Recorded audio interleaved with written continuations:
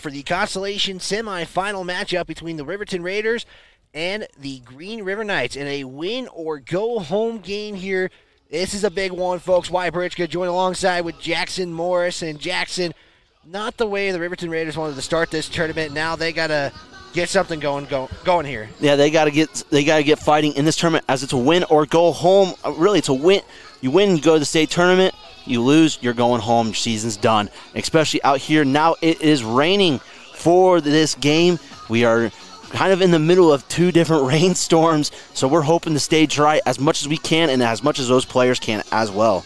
Yeah, we'll make sure we do what we can for you guys to provide as much coverage as we can. There is a possibility of the video going away here if the rainstorm continues here, but it's the Riverton Raiders taking on the Green River Knights in a win-or-go-home game here. In this one, we're starting actually on time. I mean, it looked like it was going to be a 7:10 start here, but we are getting warmed up here at 7:02, so we'll be providing action for you guys throughout this tournament in this one. So it will be Ryan Cox pitching for the Raiders for this one. For the Raiders to start this game off here, as Cox has had himself a pretty good pitching season here this year. As we are just getting everything set here, it'll be Molina, who's wearing number 13, playing second base today to start things off here. Jackson, when you see his team 6 times, what do you do to make sure you have an advantage in this one? It's playing them 6 times. This will be the 7th time these two teams have seen each other. You just know these teams. You know the other team like the back of your hand, so you know their weaknesses, you know their strengths, and you got to make sure you play to their weaknesses, and you also make sure they can't play to yours. As we're going to see a ball 1 happen right there, as Ryan Cox will be up on that mound. 1 pitch in so far, 1-0 count. As he's coming set and looking to deliver the next pitch. That pitch is going to be outside for ball 2, 2-0 count to start off this first inning. Yeah, pitching wasn't something the Raiders shined in the last matchup. As Derek DeVries, you had Jory Anderson come in. You had Christopher Rennig come in this one. Or in the last game against the Pioneers, they fell 12-2. So the Pioneers qualified for state. Cody won earlier today. They qualified for state. Level defeated Rollins. They have qualified for state. So the final team will be decided by the Riverton Raiders and the Green River Knights, as that one will get in there for strike 1. So 3-1 count now at the top of the first. It's 0-0. Green River in their white uniforms. Riverton in the black unis with the gray bottoms. Is this one going to be swung on? This one going to go to center field, as Anderson will sit under it for out number 1. Yeah, great play by Anderson right there. Track it down, especially out in this rain. The sun's not going to play too bad of a factor right here, as it's covered behind the clouds, and was able to track that and getting the first out for the Raiders here in the game. So the Raiders are designated as the home team, even though this is the Green River's field. They earned the number 1 seed, going 7-1 in conference play. They defeated Green River 3 out of the 4 times in conference play. 1-2 in a neutral site. Is this one also going to be popped up? This is going to be Beaver sitting underneath it, and we'll get out number 2 just like that. So 2 quick outs, Jackson. Great job by Beaver right there, being able to backtrack it up and get under that ball, coming from his second base position right there, able to move around and get a good read on it. It's hard sometimes when you're backtracking, coming back on a ball from, like, say, the second base, shortstop, third base, and sometimes it's easier for the outfielders to come in and get that, but that was not the case on that one. So it's going to bring up now Peterson, who is done well for himself against these Raiders. He is a big bat. When we last called them playing back in Riverton, he went yard 3 times in that doubleheader. So he is a big bat to be reckoned with. So it's something to keep an eye on if you are a Raiders fan and for us. And look at who's coming up after him, Jackson. It's Eldridge, who's also had himself a pretty good outing against these Raiders. As Cox will deliver. This one going to be low for ball 2, so 2-0 count here. As, again, Ryan Cox going to be doing the pitching duties to start this one off here. And like we said, we don't know what the exact pitching scenario is going to look like, since this is a winner-go-home game. So we can see multiple pitchers come in. You really need to throw everything except the kitchen sink, as they're going to see a ball, a strike 1, 2-1 count in this. And so you need to throw everything but the kitchen sink here to make it to that state, to make it to state here. If you can get as deep into the game as possible, I think that would be hugely beneficial. Is this one going to be swung on? It's going to drop for at least a single, and they're going to hold him on first, so it's going to be a single for Peterson, and it's going to bring up another big hitter for the Knights, Eldridge. Yeah, great hit from Peterson right there. Really let the ball, got out on that ball. That ball was about middle, on the waist, inside, really got around on it, drove it in the left, down the left field line, and was able to get down the first and get the leadoff started here, as now, like you said, we'll see Eldridge step up to the plate with 2 outs here in the top of the first inning. Just kind of looking at the field here, Jackson, it's pretty much the same here, except Ryan Cox is pitching. You got Bo Anderson playing catcher, but Braden Baker playing third base for the Raiders. But everything else looking pretty normal in this lineup. Derek DeVries not in this one. He just pitched the last game. He didn't do any hitting duties either.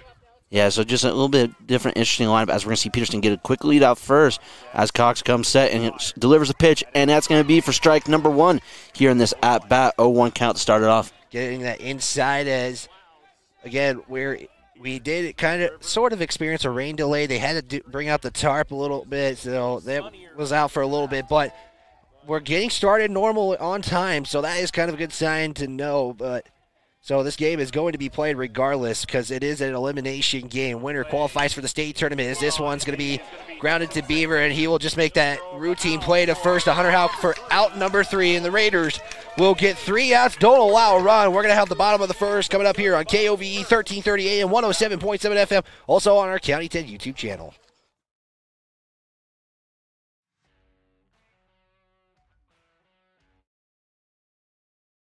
At Porter's Mountain View Supply of Riverton, springtime equals grill time.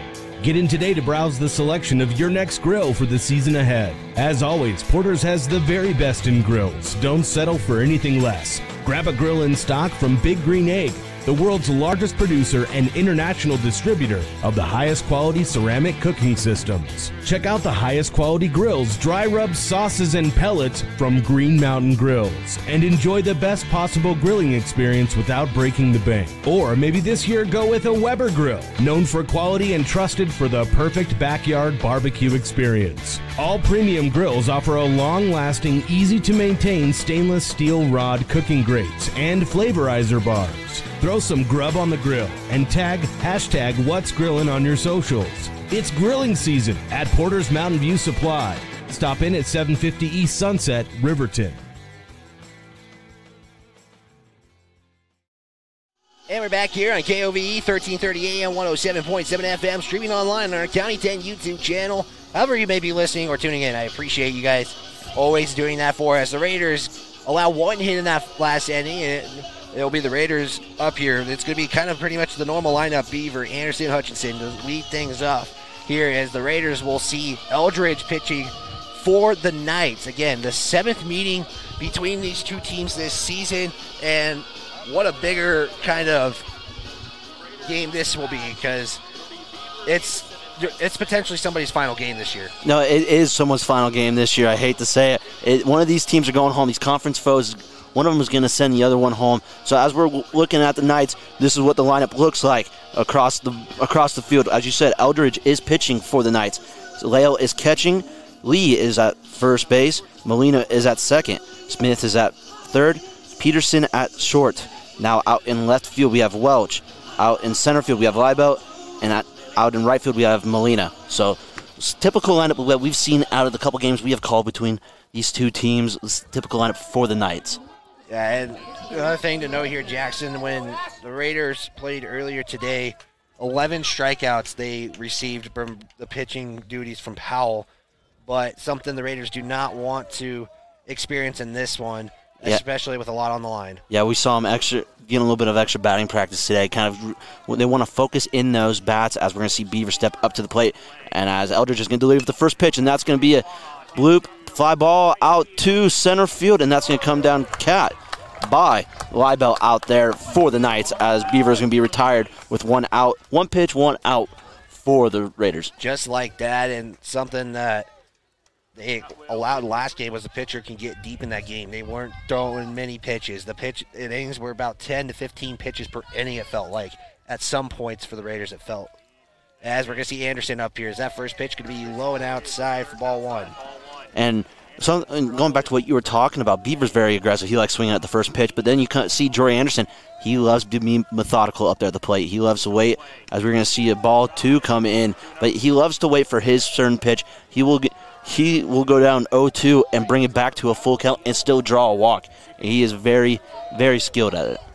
As Eldridge will get his third pitch in this at-bat, as Anderson will swing that one. That's going to go to center field, and it's going to be an easy out there, as Jackson likes to say, a can of corn. A simple can of corn out there, as Liebelt is going to get another pop fly out to him. Now he's had 2 putouts this game. And now he'll bring up the big hitter, Nathan Hutchinson, who leads home runs for the Raiders this season. Not a good game for him in his at-bat, or his opportunities against Pals. That first pitch will go for strike one. And something what we've already seen pretty positive from this. Yes, they've had 2 outs, but both those outs were come from hard hits out to the outfield. That's not something we saw back in the Powell game, as that's going to be a hit-by pitch right there from him, as that's going to get him right in the elbow. Luckily, he's got an elbow guard, but that still does not feel all right. But that is a way to get a guy on base. And Hutchinson does have the speed to make something count, as now we'll see another power hitter, Hunter Houck, come up behind him. And Hunter Houck was able to get on the bags against Powell. But, yeah, you got Hutchinson who can basically do a back-to-back steal attempt. I mean, he's done it before.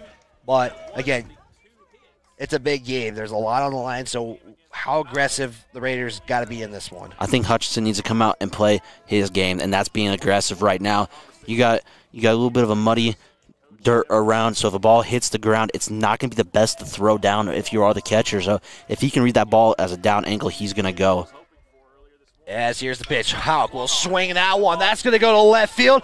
That one is going to hit the wall. Here's Hutchinson for 3. Wally's going to send Hutchinson home. It's going to put Hunter Houck on second, and Hutchinson slides in for the first run of the ball game. And that's how you start off of an elimination game right there. And you just saw the emotion from Nathan Hutchinson right there, sliding in, showing his emotion, showing how happy he is to be contributing. And it's just something you love to see, especially after losing the way they lost this morning. You love to see them coming back out after a long day of sitting around not playing and coming out and showing this type of emotion. But great hit by Hunter Houck. That was almost out, 5 feet higher, and that ball is out of the park, and they're up by 2 instead of 1. First run coming without an error in this tournament for the Raiders, as Carter Doseep now steps in the box. Houck gets an RBI double. He sits at second. Eldridge on the mound. Will check Houck on second as he will deliver. As that first pitch will go outside for ball one. And you can hear the Riverton bullpen, or at least we can hear the Riverton dugout really talking right now. Lots of encouragement, and that's what you really want to hear. And that's the passion you want to see from your team if you're a Raiders fan or even the Raiders coach. You got 2 outs. Eldridge will deliver as Noseef will watch that pitch go by for strike one as they get to the low part of the zone. And that's something you can do if you have a 1-1 count or a 1-0 count. Take till you see a strike. Let him come to you. You don't want to be too aggressive. You want to make him work some pitches as we see Eldridge stepping up and getting ready to deliver this pitch. As Eldridge will get set here. Check second. Now here's a delivery. This one swing and a miss for strike 2 is decent cut there by Carter Noseef. Just can't get the contact. Yeah, he's trying to trade places with Hunter Houck out there. That'd turn some real momentum right now, as momentum's already on the side of Riverton, but you can never have you can never have too much momentum if you are a Raider. As the pitch is going to be delivered and swing and a miss, but it's a drop, third strike. Noseef's going to run out but get thrown out before he can make it down the first. The Raiders do get 1 on the board. We're going to step aside here. We'll have the top of the second coming up here on KOVE 1330 AM, 107.7 FM. Also on our County 10 YouTube channel. Back after this. Hello, Fremont County. Hey, folks, it's firewood season again. For all of your chainsaw needs, check out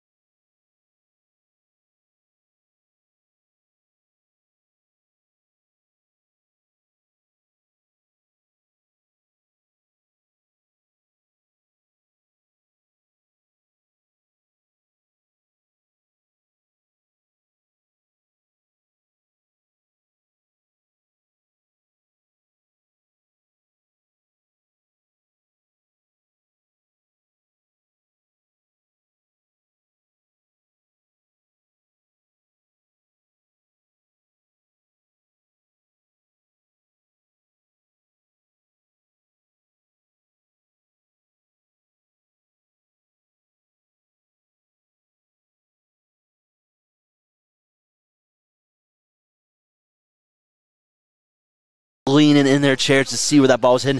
Hit the 305 sign exactly down the left field line. And like I said, 5 feet higher, and that ball is gone, and there's have 2 on the board. But that's something you want to see from the Riverton offense. It's consistency, run after run after run. It doesn't matter if it's 1 run each inning. You got to keep scoring to keep your momentum going. And then this is a great opportunity to keep up the momentum from Ryan Cox right here, able to come up, hit, make sure that he can go another quick inning and get out of here and get his offense rolling back. As we are going to see Liebelt, the center fielder, come up to the plate to hit. Yeah, this field a little bit smaller than normal baseball fields. 310 to center, 305 to the corners. So a smaller baseball field than what we're usually seeing here. As again, Liebelt up the bat here against Ryan Cox, had a good first inning, and we'll see what he can do here in the top of the second. Here's the first pitch. That's going to go low and inside for ball 1. And going back to what you're saying about the field, yes, it's short dimensions, but you are going to have to carry it a little bit farther because of the fence. So it's about 315, 320 out there in the fields and in the corners because of that higher fence and how far you really have to carry it. 1-0 count, swung on. This is going to be fielded by Baker. Can he get the throw in time? No! And this is going to advance Liebelt to second at least. And a just overthrowing and not able to corral it was Hunter Houck, but Baker was just struggling to get the ball to get it to first. Yeah, it's just that ball got up on him quickly and was not able to get. It looked like he palmed it right. It looks like he didn't have the right grip when he threw it, and he spiked it kind of right in front of the first baseman and not able to bring it in. So now coming up here, it's going to be Paoli up here for the Knights. Paoli playing right field for Green River again. Green River, the host team in this tournament, as Cox will deliver. That one going to go outside for ball 1. But Green River is the away team due to seeding. Riverton did win the South Conference, so they earned themselves a number 1 seed in this tournament. Cox checks second. Now he will deliver. This one going to be swing and a miss for strike 1. So 1-1 count now. Great off-speed pitch right there from Ryan Cox. Able to really get that slower pitch, get to the inside corner, get him a great swing and miss, as you do have a runner on second. That's something you have to be paying attention to. Look at the lead. It's pretty wide open there, Jackson, as Cox will throw it, and did it hit the runner or did it hit Hutchinson? It looked like it hit the runner. That's what I was curious about, but again, they're not going to say go to third, but Ryan Cox did step off the mound, not in a balk form, but he did step off. Yeah, it didn't look too hard. It looks like he just had to commit it as he was getting ready to throw there. So count still 1 apiece, 1-1 the count, no outs. You got 1 on second, top of 2, 1-0 on your Wind River Outdoor Company scoreboard. As that lead there from Liebelt is pretty a significant lead there, Jackson. Yeah, but they got Nathan Hutchinson and Beaver holding him on, so while you can get that's something you can get a bigger lead on second base than first base because that you don't have someone directly holding you on right in that vicinity. So that's something you can get away with, and it takes a little bit longer of a time to make the pick to second, so you can have more of a reaction time, as that's going to be a ground ball right through the 5.5 hole, possibly a send around, and they're going to hold a runner at third, as there's going to be runners on the corner, as Hutchinson will be able to bring that ball in. So very interesting of what happens there. I thought they were going to send someone, but I guess that ball really slowed down in the grass. Great play by Hutchinson. But yeah, that's something that we can pay attention to. If a ball gets hit in the grass, it is expected to slow down. It's not going to be as fast as it was this morning when everything was dry. Now with everything a little bit more wet, it's going to slow that ball down. And so it might not roll as far, say a line drive hit to the gap. That's something we have not seen yet and something we can be paying attention for later on. So this will bring up Welch for the Knights, who is playing left field. Cox checks first, delivers. This one going to get in there for strike 1. 0-1 count. Still no outs here in the top of the second inning. Chance for a double play here as you have a runner on first, but runners on the corners. Curious if Green River's going to put any base running in motion. Yeah, last time these two teams met, it was a victory for the Knights at the Douglas Woodbat Tournament, as this one's going to be swung on. This one's going to get by Baker. It should bring one in. And it will bring one in at least. So now it's 1-1 for it's a tie game, 1 apiece. Yeah, and that was just a great hit right there. Just able to get it right through the 5.5 hole. That's where they've been targeting all day. And honestly, when the base runner going from first to third, he turned and he realized no one was sitting at third, as Baker was the one who committed for the ball and had carried him all the way basically to the shortstop position, and no one was there to cover it. That's a position you don't see Baker or Anderson play, is that third base position. So, I mean, it's kind of news to them, I think. But it is common for a catcher to play third base because they are quick with that reaction time. So it's not surprising to see him as well. Yeah, I mean, we haven't seen him there this season. I mean, not really often. Again, Anderson is catching. Bo Anderson's catching. You have Braden Baker on third. Anderson is out in center field, who usually does play third, though. Yeah, but I think with DeVries missing from the field, you're more needed to cover that, as there's going to be a steal attempt from Welch, and he gets there safe, but really no throw. He was trying to duke the runner at third, who was Paoli, and did not work out that well, as we are going to see Lee at the plate, number 0. It's still 0-1 count here in the top of the second inning. Still no outs. Yeah, I was going to say no outs. Jackson on the Wind River Outdoor Company scoreboard. 1 apiece. Runners in scoring position, as this one will be swung on, come straight for us, but again, there is a fence there. Again, we're not in the press box. We are on the ground right by home plate, so kind of something. That's something new for us. 0-2 the count. Cox delivers. This one swung on, and it's going to look like a hit. Yeah, hit him right off into the shin. So nothing. So as automatic foul ball, and now we have 0-2 count here. Remains 0-2. Again, top of the second. 1-1 on the Wind River Outdoor Company scoreboard. Just a slight breeze here in Green River, Wyoming. Again, elimination game. Winner qualifies for the state tournament. Loser is eliminated. Cox delivers, swing, and they're going to say tipped. So Lee remains alive. Raiders again in their black uniforms with the gray bottoms.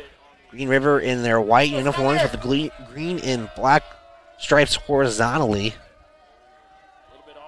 In this one, 0-2 count. Cox delivers, and check swing, but it's high for ball 1. Yeah, that was very close. That was a close call, but umpires got a better look than us. That's the simplest way to say it. So, still a 1-2 count here with no outs. Runners at third and second, 2 runners in scoring position for Lee. Cox delivers, foul once again. This at bat is still 1-2. The count. So good battle here between Cox and Lee.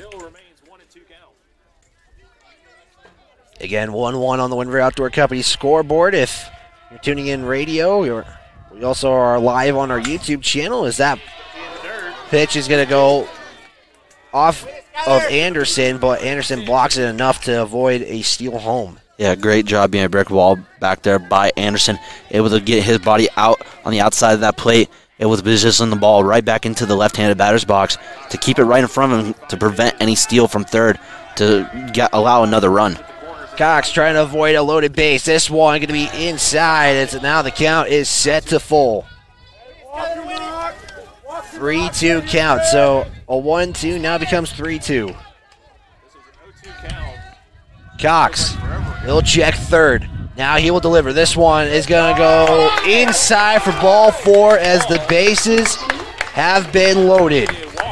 Yeah, some words of encouragement coming from Beaver and Baker to Cox, trying to get him to settle down, take a deep breath, but he just needs to find his zone again, find what he was doing back in that first inning, and that's going to be the crucial part about here, as there's still no outs, as it's a 1-1 ball game on the top of the second inning here in Green River, Wyoming. This will bring up the number 9 hitters. That first pitch is going to be high for ball 1, so the Knights can start doing some damage here with the bases loaded. Yeah, Leo's up the bat, and he is the 9 hitter. He's looking to get a hit, flip the lineup over, and get the momentum back on the side of Green River.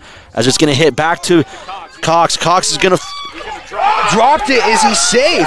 And they called him safe. He said he did not have possession. Wow. Said he did not have possession. A simple play right there, not in the favor of Riverton. So, yeah, was pinning the ball against the ground is going to be the call. Did not have complete possession of it, as it was a simple throw from Cox to Bo Anderson and did not bring that in, as there's going to be a mound visit to talk to the infield, it looks like. Yeah, after that play, that's a hard one to watch if you're the Raiders. Just an easy, simple out, trying to get a force out at home. Anderson cannot corral it, and now it's 2-1 on the Wind River Outdoor Company score. But I don't see a pitching change. Ryan's done pretty good so far for himself. I think it's just trying to get into this game. No, and it's not. I wouldn't even say it's talking to Cox 100%. It's probably talking to his infield as a whole, just kind of telling him what's going on and everything. So, and kind of trying to calm them down as the Knights did just now take the lead. So, very interesting to see what will happen in the rest of this inning. So it's 2-1 on the Wind River Outdoor Company scoreboard. We're back to the top of the order as Molina now is back up for his second at bat, and we're only in the second inning. And we still got no outs. Still bases loaded here as Molina does come up. Last time he flew out to Jory Anderson out in center field, as it's going to be another line drive going out to Cardonosi. No, that's not Cardonosi. That's Redding, my bad. And that does not score a run, as now one out will come up on the board. And good job. I was going to say, too, the runner on third, he took off thinking that it wasn't going to be caught, and he had to come back, so no opportunity to score. So I might. Yeah, it looked like it was going to be weak enough to get to land in front of the left fielder, Redding, but it flew far enough to land in Redding's mitt, and Redding got it in quick enough to allow no tag-up scores. So now we're back to Smith, and Smith will watch that first pitch go inside for ball one. 1-0 count, one out, bases loaded here. Riverton has a chance to get out of this inning in one pitch. They have great chances for double plays here, so we'll see what happens as the pitch is delivered. Swing and a miss for strike one. 1-1 count here. Yeah, like you mentioned, Jackson, but force outs everywhere. Anything is available. Again, double play could be huge for the Raiders. Only giving up one run so far in this inning. Cox delivers that one just inside for ball two. 2-1 even count so far in this game. Very interesting of what can come from it. What's Ryan Cox thinking up there on the mound? Is he going to try to go for the strikeout, or is he going to let his defense work behind him? Yeah, he's got a pretty good defense to work with. That one just way high for ball three. In a game, winner will play level tomorrow at 10 a.m. As the district championship game has been set, that'll be between Cody and Powell for the 1 and 2 seed. If you win this one, you're either the 3 or the 4. As this pitch is going to be low, and it's going to go passing Anderson, and it's going to bring in a run. Yeah, really it looked like that pitch crossed up Bo Anderson, as that did not go in his favor and really hit the outside of the plate. So 3-1 now on the Wind River Outdoor Company scoreboard. As again, that pitch just getting past Anderson, but that should technically be a walk, so I don't think it happened regardless. It is a walk, but at this moment, this is not the man you want stepping up if you are a Raider to step up with the bases loaded, as Peterson is going to step up to the plate for the Knights. First pitch delivered, and that's going to be swung on, and a foul ball. And that hit the structure behind us. I thought I lost it for a little bit. We're sitting below a tree, and I was like, I have no idea where that went. So now the count is 0-1. And against Peterson, Peterson and Eldridge have been dominating the batting stats for them against the Raiders, as that one will be ball one. Yeah, they're both big power hitters, both with multiple home runs in multiple different games for this team. So very interesting to see what will come, what Cox's strategy is against both of these, as he got them both out in the first inning, as that's going to be a strike right there, a 1-2 count. Yeah, inside, so kind of both. I mean, pretty much anywhere you can go inside or outside. And this one is, we have seen a game where, I mean, the outside was more favorable, as this one going to be swung on to center field. Anderson's going to get it. That will be out number 2, and this should be a run in on a sacrifice fly. A smart move right there. Even though you're allowing a run, you get it into Nathan Hutchinson. See if you can catch the guy at second trying to move up to third, and that was a play from Jory Anderson down into Nathan Hutchinson, as now it makes it a 4-1 ball game. Still the top of the second inning, now with 2 outs left. So this will bring up Eldridge, who's pitching for the Knights. If I'm not mistaken, Eldridge was out in this first at-bat, didn't reach on base. He did. He ended the first inning, and so he is also the pitcher, so we're having another pitcher-pitcher matchup right here. As Cox We'll get set here. Check second. Again, runners on second and first as time is called there by Eldridge. Very, very late time. Really trying to take his own rhythm into the game. So, late time. And now he'll go right back into the box here. As game we watched earlier, that was quick pitching. This one just kind of a normal pace so far between both pitchers. As Cox checks second frequently. Now will pitch it. This one going to be hit up. This one's deep. This one is hitting the wall, so this will bring in a run. And this should, just one run comes in. Yeah, one run almost left the ballpark. Looked like they hit at the very top of the fence, but not enough juice to get out as it was very close right there and only drove in one run. A huge one RBI single. Yeah, that got all the way to the wall. That looked gone for a moment, but just short. And that increases Green River's lead to 5-1. Still at the top of the second inning with 2 outs. 5-1 on the Winter Outdoor Company scoreboard. 2 outs. This will now bring Leibelt up to bat for the Knights. Again, playing center field for Green River. Is this one going to be swing and a miss, strike one? Leibelt led off this inning, so Green River has officially batted through the lineup here in this second inning. That's not something you want to see for the second time today in 2 different games from the Raiders that they've allowed that. Yeah, they did that with Powell earlier as Powell, again, defeated the Riverton Raiders 12-2. Is that one going to be inside for strike 2?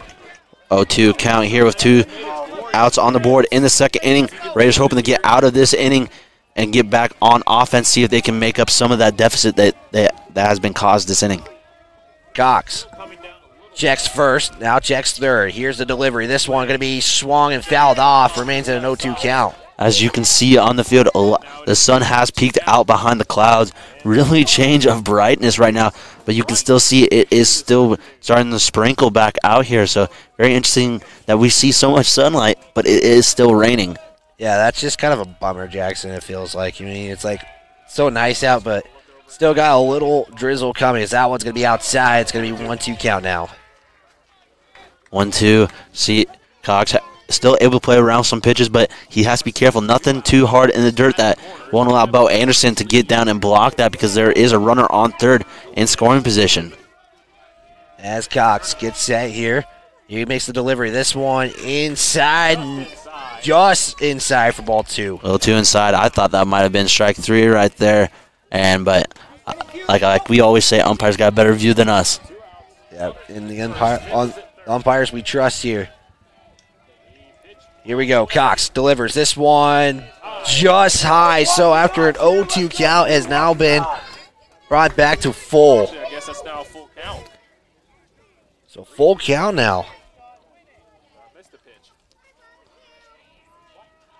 As again, Leibelt, as we got steel tap. This one going to be hit off to left field. Rennig is going to try to get under it, and he will for out number 3. So the Raiders give up 4 runs in this one as we'll step aside for timeout while at the bottom of the second coming up here on KOVE and our County 10 YouTube channel.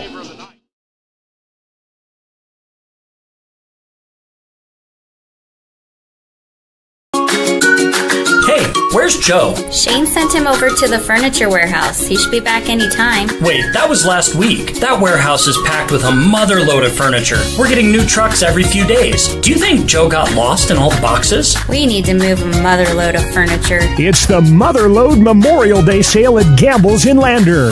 Help Gamble's dig out from all of the post-COVID supply craziness and stop in now through the 10th of June. All upholstered furniture is marked down an additional 20% from the sale prices. Brands you love like Lazy Boy, Southern Motion, Flex Steel, and more. Plus, all mattresses are marked down for Memorial Day. Ease your back with a new mattress from Sealy, Tempur-Pedic, or Stearns & Foster. It's all at the Motherlode Memorial Day sale at Gamble's in Lander through June 10th. And remember, delivery from Gamble's is always free within 30 miles of the store, which includes all of Riverton. Gamble's on Main Street in Lander.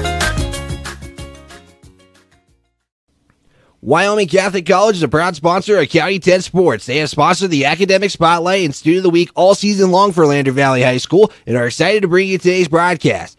Located in downtown Lander, they congratulate all the students and staff on a great school year and wish them all a happy and safe summer.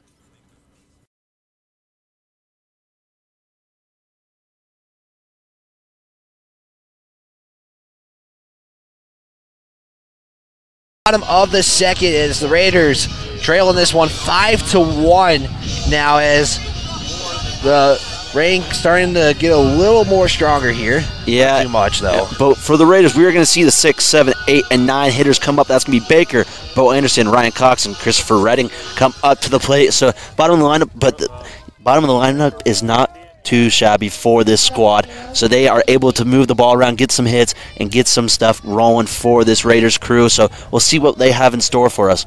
Yeah, I mean, this is a pretty decent batting lineup. I mean, any of them can make a big, impactful hit anytime in a game, Jackson, as we're going to see again. Braden Baker to start this inning off. It's 5-1 on the Wind River Outdoor Company scoreboard as Eldridge continues to pitch here for the Knights, as he will deliver that first pitch, swing and a miss, strike one. Eldridge has been very dominant out there, only allowing that one run back in the bottom of the first inning. And momentum on the side of Green River right now, so Riverton really needs to sway that momentum back to them. Here's the pitch. This is going to be fouled off for strike two, so just like that, the count goes to 0-2. As you can hear, wind picking back up right now, so rain's still coming down. Even though it looks like the sun's shining, it is, but the rain is coming and the wind as well. So that's just typical Wyoming weather, as Eldridge is going to deliver the pitch outside for ball one, 1-2 count so far in the bottom of the second inning.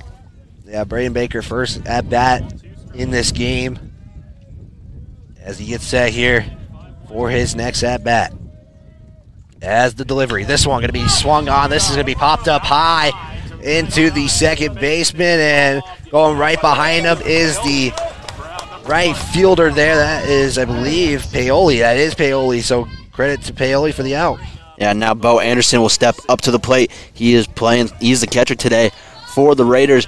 He's done a lot of work behind that plate. Let's see if he can transition that into the hitting himself. And again, it's Anderson up and then Cox on deck here. Eldridge will deliver the pitch. This one going to go in there for strike one. Nice, seen a strike. He's ready for it. He sat on it. And let's see what he has. As you said, 0-1 count so far. One out in this bottom of the second inning. 4-run deficit for Riverton, as Eldridge is going to deliver this pitch. And Bo Anderson, a little bit of a check swing, and it's fouled off. I think he fouled it. Yeah, that will now be a 0-2 count. He really didn't commit fully to that swing. He kind of checked up halfway through it.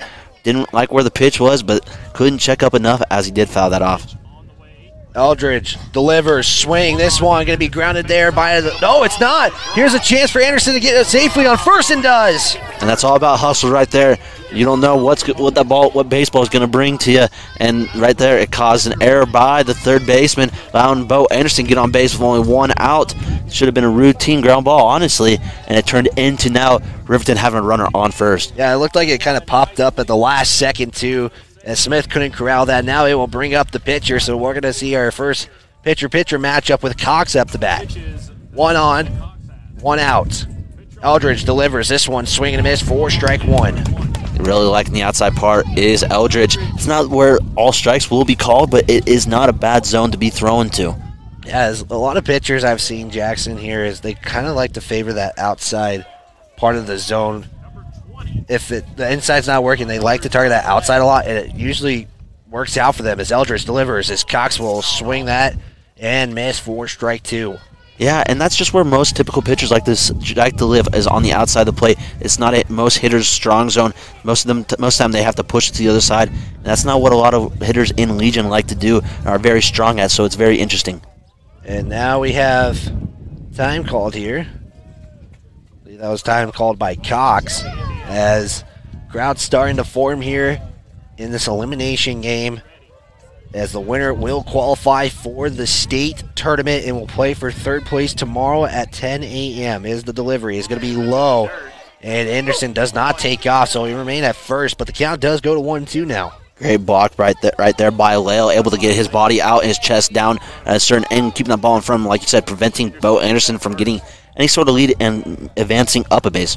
So one team from the south, there's a pickoff attempt there, no good. One team will be represented from the south this season. It's going to come down to this game here, Jackson. And I feel like that's something we knew throughout the whole season was going to come down to. We knew that Northwest Conference was very strong, and they were going to represent with 3 teams. But as we're going to have a swing and a miss by Cox right there, an attempt back pick on Bo Anderson from Lale, but we knew that Northwest Conference was going to be strong and that there was a high possibility of one team coming out of the Southwest into the state tournament. So out number 3 was Cox, and now we'll bring up the number 9 hitter, Christopher Rennick, who can make a impactful hit at any time. He had a home run in Powell earlier this season, as here's the delivery. That's one going to get just high for ball 1.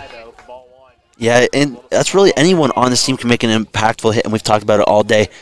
An impactful hit doesn't always have to come from power. It can come from a little tiny single out right past the first baseman, right in the 5.5 hole. It can come from a variety of different areas. Eldridge delivers, swing and a miss for Christopher Rennick. 4 strike, 1-1-1 count now with 2 outs. Bottom of the second. 5-1 on the Wind River Outdoor Company scoreboard. Bo Anderson getting his lead off of first. Seeing, as attempt on a quick pick off there. Almost attempt. It's more of a fake attempt, making sure Anderson's staying on his toes over there, not getting too big of a lead. Keeping him honest there with Bo Anderson again on first as Eldridge delivers. This one going to be swung on. This one going to go to right field. It is, and so now here's a chance for 2 as Wally is going to hold...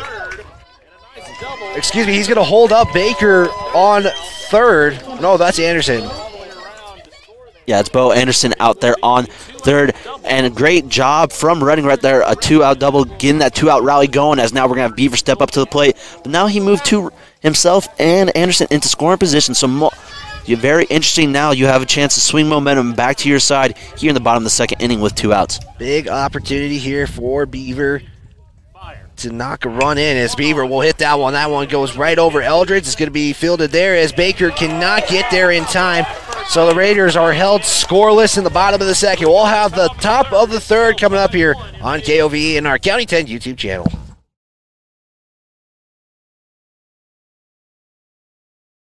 The Lander Medical Clinic and Western Family Care are happy to introduce their newest provider, psychiatrist Dr. John Bates. Born and raised in Eastern Oregon, Dr. Bates spent 4 years in the Marines, became a registered nurse, and then on to medical school with his residency in psychiatry. He's been in private practice since 2006. Dr. Bates is now accepting new patients. Call to schedule your appointment with the Lander Medical Clinic East at 332-1551 or visit the website at landermedicalclinic.com. Perfect Power is a proud supporter of athletics and student athletes all across Fremont County. Perfect Power provides services for residential, commercial, and industrial jobs. Darren Hubble, owner and master electrician, has over 30 years of electrical experience. Darren's trustworthy team of professionals can get the job done right. Perfect Power, serving Fremont County and surrounding areas. Stop into 1320 West Main Street, Lander, or give him a call at 307-332-7184.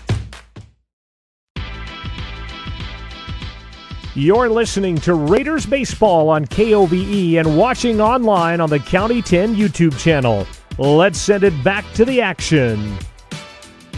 Wyatt Bridge going to join alongside with Jackson Morris here on KOVE 1330 AM 107.7 FM. Also, again, on our County 10 YouTube channel, the Raiders had left 2 on in that last inning. It's still 5-1 in this one. A big double by Ryan Cox allowed runners to get into scoring position right there, himself and Bo Anderson on second and third.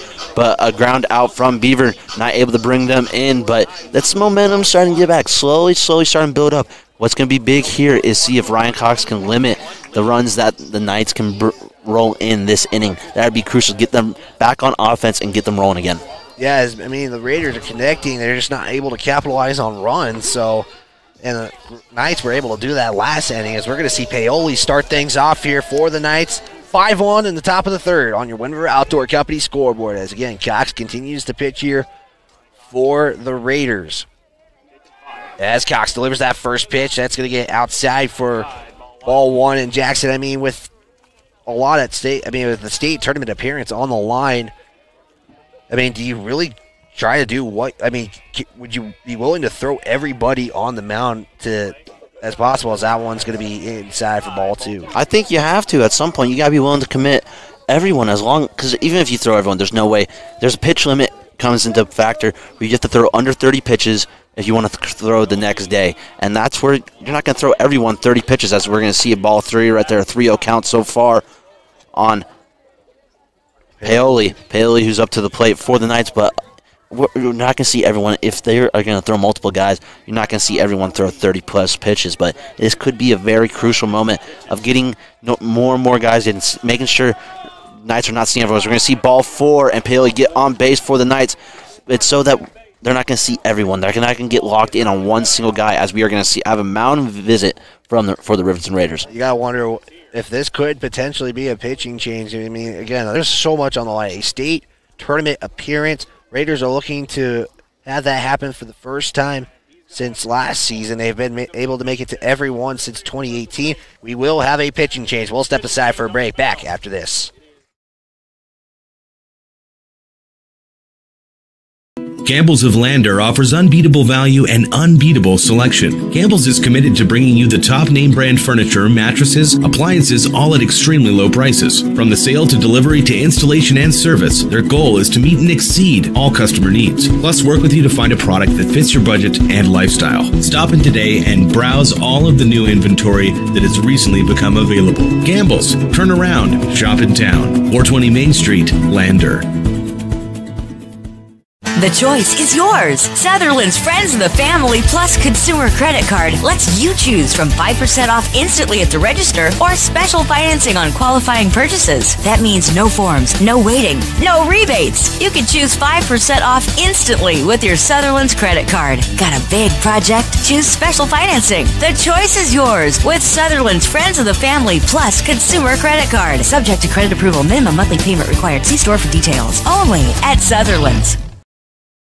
Back here on KOVE 1338 on 107.7 FM, also on our County 10 YouTube channel, as Ryan Cox Day comes to an end after his first at-bat in the third inning, as Hunter Houck now will be on the mound. So if I'm not mistaken, it's going to be a direct switch between Hunter Houck and Ryan Cox. Ryan Cox heading off to first base to play, and Hunter Houck seeing if he can keep this game within reach for the Raiders as he's finishing up his final warm-up pitches right now. But I think we have real potential in Hunter Houck. We know that he has pitched multiple times, and he is good in certain situations. So we'll see what he has in store for the Raiders and for the Knights, nonetheless. Yeah, I mean, like we were mentioning right before the break, Jackson, I mean, you got to potentially throw everybody possible. Yeah, everyone needs to be on deck in this game, from anyone who hasn't thrown yet to a variety of people. Yeah, I mean, Christopher Renning can still technically pitch if he wanted. You can have Jordy Anderson can come back. You have Nathan Hutchinson. No, I think the only person right now who cannot come back in and pitch right now is Ryan Cox and Derek DeVries. Well, I just saw DeVries in shorts. Yeah, he's not even dressed out with a cast on his fingers, so a story about his broken finger is more than likely true. So Hunter Houck will face his first batter here in Welch, as we got a runner on first, no outs. Top of the third, 5-1 on your Wind River Outdoor Company scoreboard. And an elimination game, as Welch will swing and miss, so Hunter Houck's first pitch becomes a strike. Nice slide step from Hunter Houck, a little bit different from most pitchers. Most pitchers from the stretch like to still have a little bit of a leg kick. Hunter Houck, nice little slide step, kind of quick delivery, helps Baker. Oh, that's let me confirm something real quick. Yeah, no, you're good. That one goes high for ball one, so 1-1 count now. Yeah, there is another change that we missed between innings. Bo Anderson moves out to third base, where we saw him back in the first game, and Braden Baker moves back to catcher. So that is very interesting. We did not notice that until now. So I'm glad we picked up on that. And that did not just happen. That happened in between these last two innings. I just didn't see that. So good catch there, Jackson, as Houck with a 1-1 count will let Welch swing as Anderson can't get it. And now this should bring a runner at least to third. And now the runner's got to slide as he gets there in time. So runners on the corners with a chance for the Knights to bring in more runs. And you can just tell the momentum. You can't see it on our camera, but the momentum the Knights have right now, it's just, it tells the story. A lot of Knights out right in front of their dugout cheering on their teammates when something like that happens, but still no outs in the top of this third inning as it's 5-1. One runner in scoring position as That single just moved them over, as we are going to now have Leaves move up to the plate. And we get set here. So Hunter Houck's first at bat results in a single. And runner on the corners as that first pitch is going to get low for strike one. It's again Lee up to bat here for the Knights. No outs yet in this one. As again, you just want to limit the damage that the Knights could potentially put on as you just want to keep yourself with a chance to win. As Houck will deliver. This one going to be swung on as Houck will throw home. And can they get the out? And they got the out. As here's a throw to second now as that one, luckily for Hutchinson, gets in front of him. So nice play there from Hunter Houck to get the out at home. And there needs to be there's going to be a conversation between the head coach of the Knights and the home plate umpire, as it looked like it was a very close call, I will say. It was close. He got him on the back as he was sliding in, but it was that slide at home was very compressed by Paoli, and so it is going to result in an out. One out here, no runs allowed, but runner on first and second. Still force plays at first, second, and third so far. So credit to the umpire for being really making the coach understand what he saw in that one, and that's what I like about officials and umpires, Jackson. I mean, they do their best to explain what goes on, even though the coach might not be happy of what happens. They're doing their best to explain what things going on, so we just can't appreciate them more enough. With a 5-1 game here, top of the third, one out again. As the pitch, this is going to be swung on as Anderson will get it. He will apply the tag for out number 2. And great play by Anderson, really laying out, getting dirty on that play, and then realizing no need to throw it. I can just get the out, make sure everyone only advances up one, and getting the lead runner by making the tag, even chasing him out of the baseline to double check that he applies. As now we still have runners on first and second, 2 outs, 5-1, as we're going to have Molina step up for the third time in 3 innings. Back to the top of the order again, 5-1 on the Wind River Outdoor Company scoreboard. As Houck trying to avoid a run coming in, as he has held no runs for the Raiders, or for the Knights, excuse me, as Molina will watch that ball go by for ball 1. So 1-0 count now. 2 outs, runners on first and second. As, again, Houck comes in, making a direct switch with Ryan Cox from first to pitcher. Again, there was a switch between Bo Anderson and Braden Baker.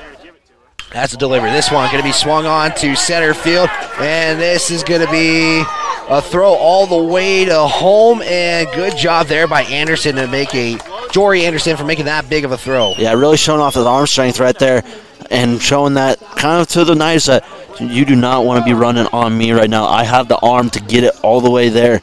And so that is something to keep in mind as Smith is going to step up to the plate for the Knights with the bases loaded and 2 outs in the top of the third inning. So we're seeing what Houck can do against. He's allowed a couple hits so far, but still no runs has been allowed by Hunter Houck.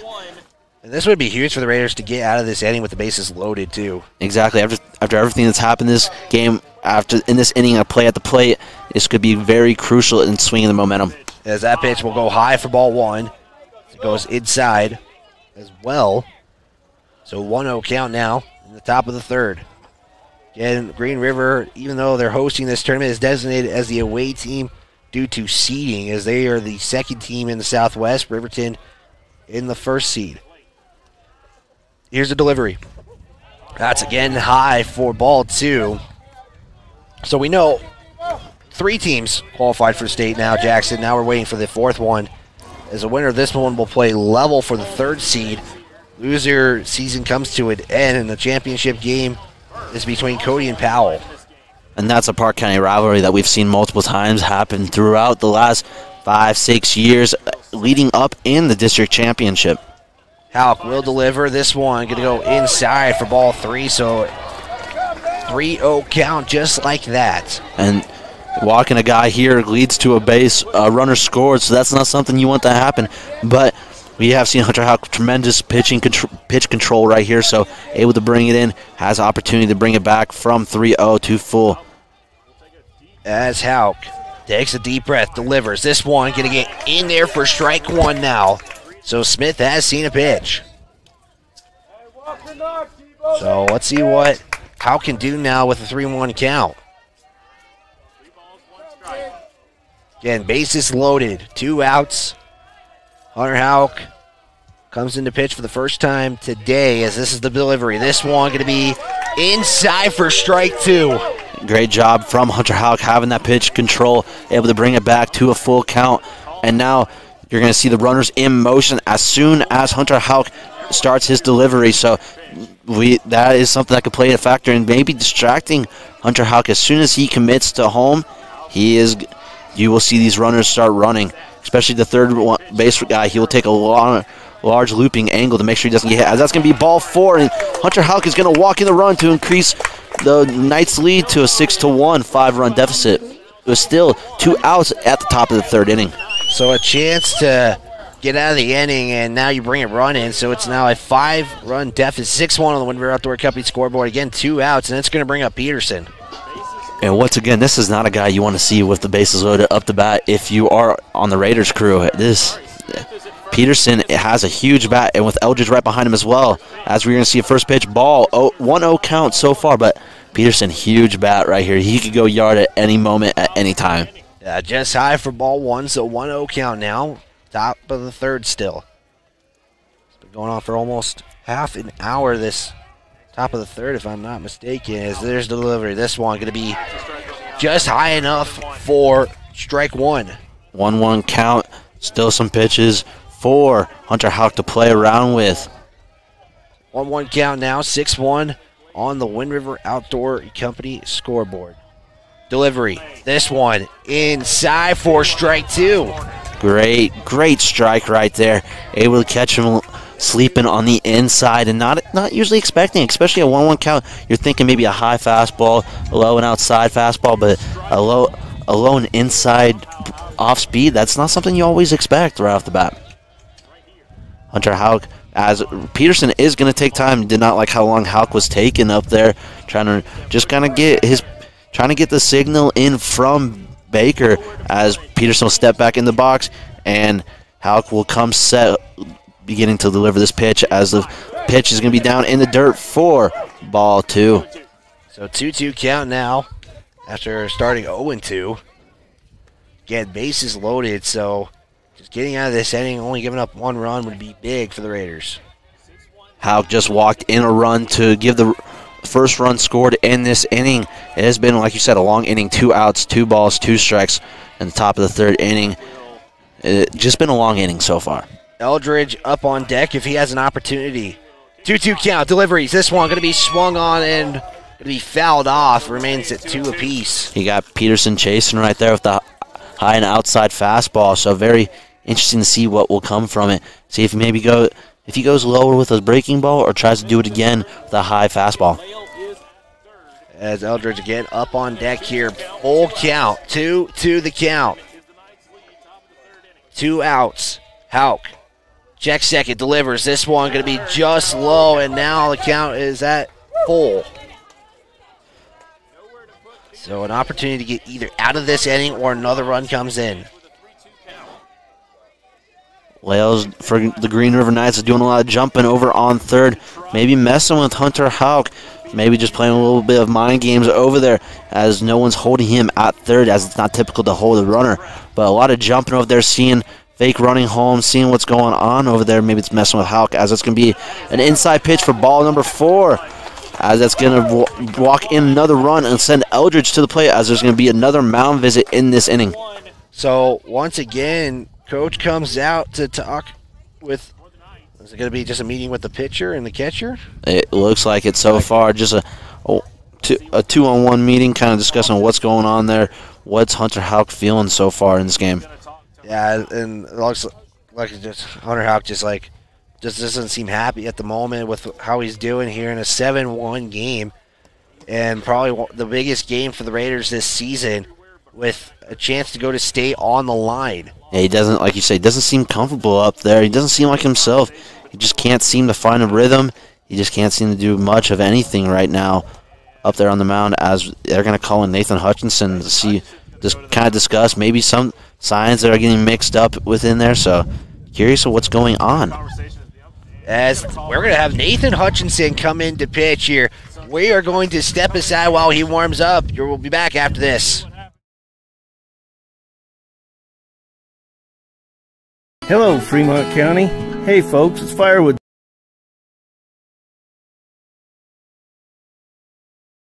Hey, where's Joe? Shane sent him over to the furniture warehouse. He should be back anytime.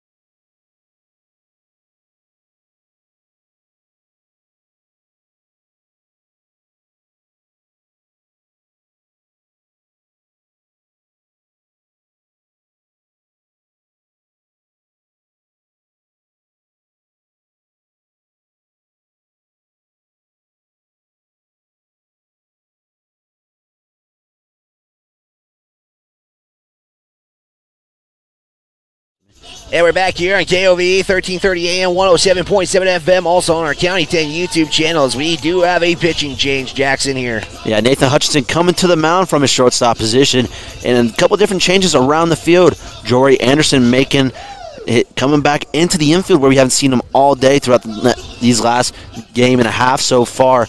He is coming into shortstop. Hunter Houck will move out to left field. Christopher Redding moves out into center field. So interesting, and it just kind of, and I don't want to talk ill on Hunter Houck, but he did not seem comfortable up on that mound. I don't know if maybe he was in his own head from hitting. I don't know what was going on with him, and I hope he gets figured out. He's a great player.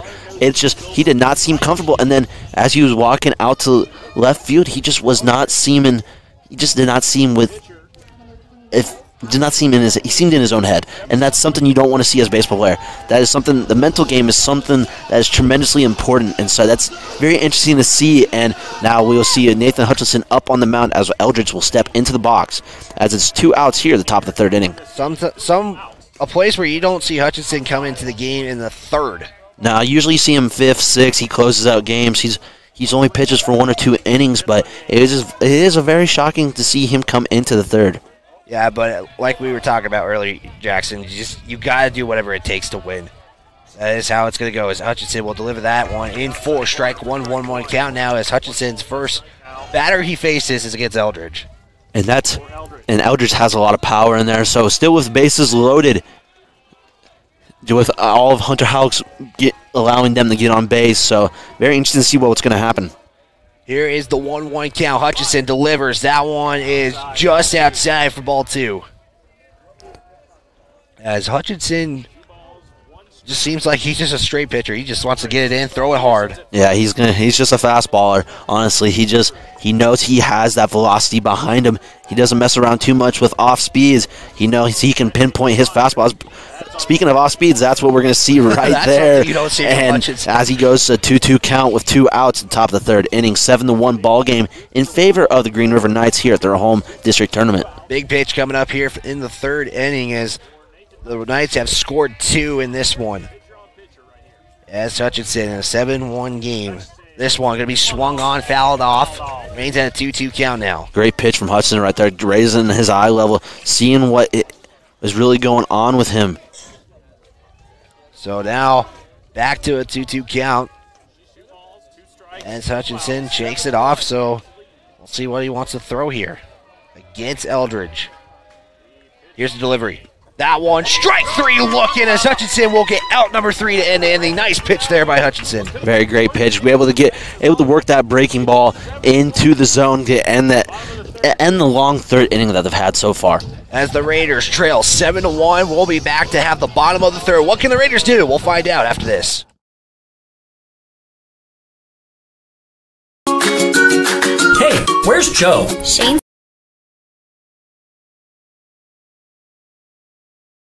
The Lander Medical Clinic and Western Family Care are happy to introduce their newest provider, psychiatrist Dr. John Bates.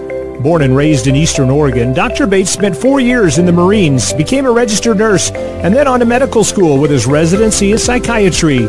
He's been in private practice since 2006.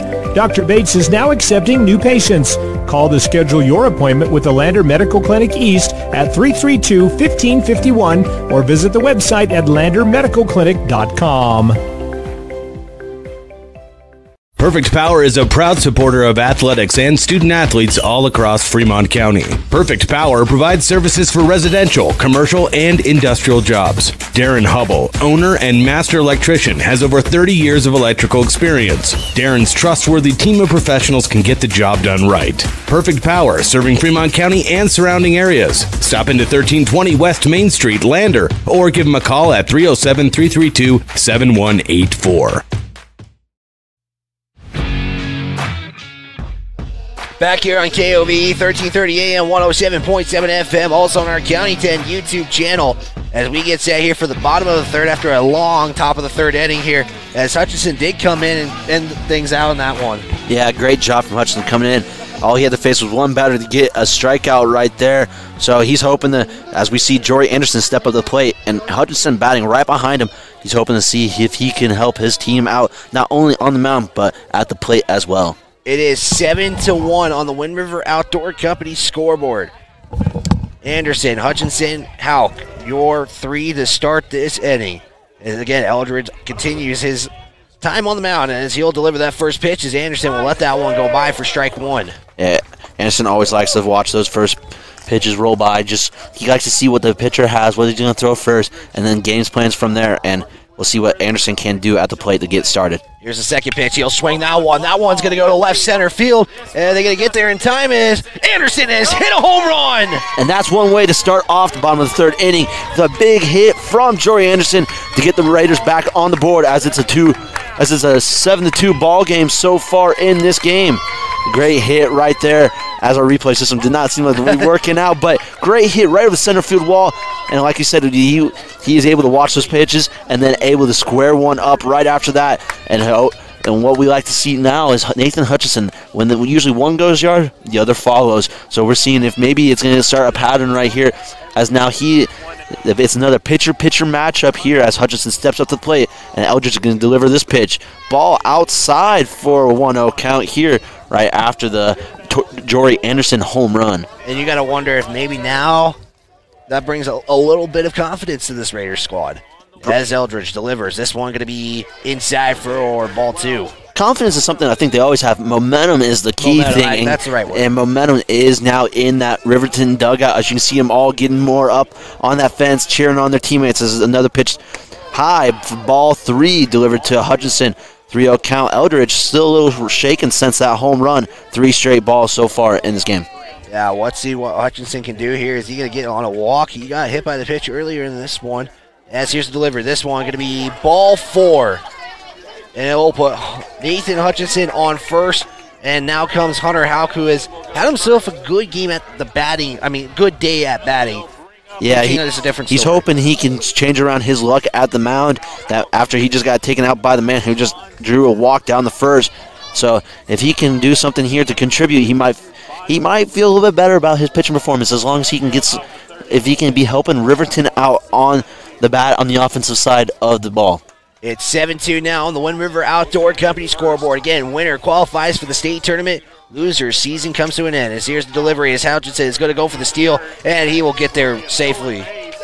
He turned around for a second. He thought it was too easy. It was too easy. He thought it was a foul ball or something. There was no throw, no nothing. He's like, oh, I had it too easy. I wasn't sure. Maybe he wanted to try again. So very interesting right there as the umpire telling him, no, you're all good right there, but it's nice to see it. Hutchinson moving himself into scoring position and away from a forced play with that tremendous speed of his. It's Runner on second now. Hauk up to bat as he will let that pitch go inside for ball 2. As I just noticed Jackson, he's putting it on, but he didn't have his glove, I think. Or what do you call that when you put that kind of glove thing? It's a sliding glove. It's really to protect. It's so you're not jamming or breaking fingers sliding into a base. You can have more control. You go sliding in fingers first. Most ball players, they don't have a sliding glove or sliding mitten. They will come sliding with fists or a couple fingers kind of protected. As Hunter Hauk's going to make an infield fly ball, and that's going to be for out number 1, fly ball right to the shortstop. So, but yeah, going back, he didn't have that on. It was too fast of a sequence from when he stole to him putting it on. As now it will bring up Carter Noseep for the Raiders again. There's one out and scores 7-2 after Anderson hits a long one to left center field to bring this deficit back down to 5. 7-2. Nathan Hutchinson still out in scoring position at second base. Carter Noseep seeing if they can trade places with him real quick, see if they drive in another run here at the bottom of the 3rd inning. Eldridge delivers as Carter Noseep will hit that to the first base side for strike 1. Carter Noseep really trying to find his place up there as Eldridge is stepping up the mound, getting ready to deliver this pitch. One out here at the bottom of the 3rd inning.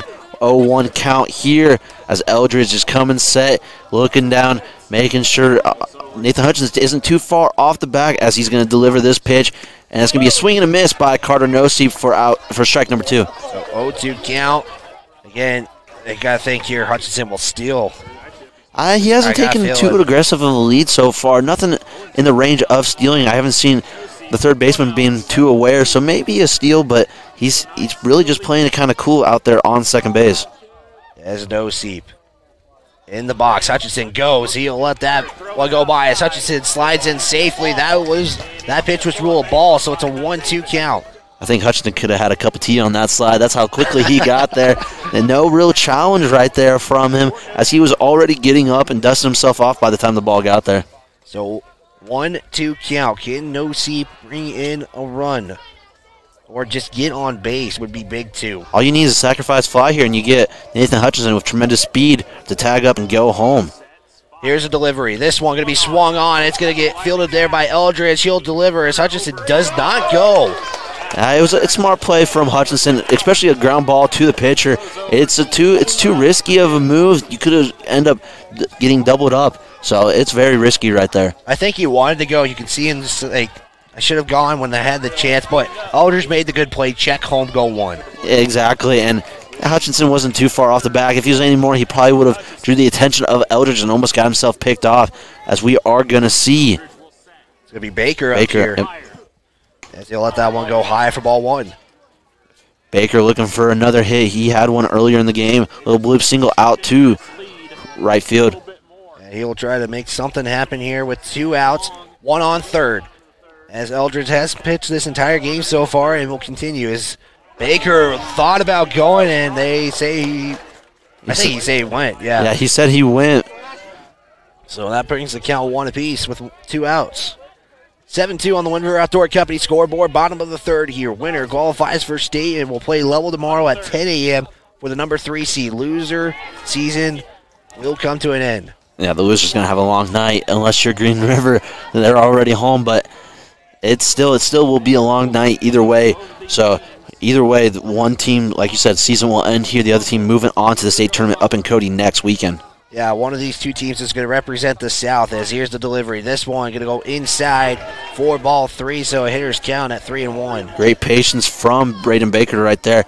Able to go from down 0-1 back into a 3-1 count. Hitter's count. Now he can look for his pitch. He doesn't have to be too aggressive. He can just kind of pick and choose what he wants as long as it's in his zone. Eldridge delivers. This one swung on, foul. Watch out. As quite a few Knights players are sitting out in front of the fence. Yeah, a lot of them sitting on buckets out there. It's normal to see that. The home team sitting a little bit different than most teams on their own dugout. So count set to full. Baker with 2 outs. Nathan Hutchinson at third. Delivery swung on. This one is going to be caught out for out number 3. And great. And even though they was not able to convert on that run from Nathan Hutchinson, great hit right there from Braden Baker. Able to put a bat on the ball. Hard line drive just caught by the first baseman out there down the first baseline. So 1 run does come in for the Raiders, but we're going to head to the top of the 4th. You're listening to Raiders Baseball on KOV, also watching it on a County 10 YouTube channel.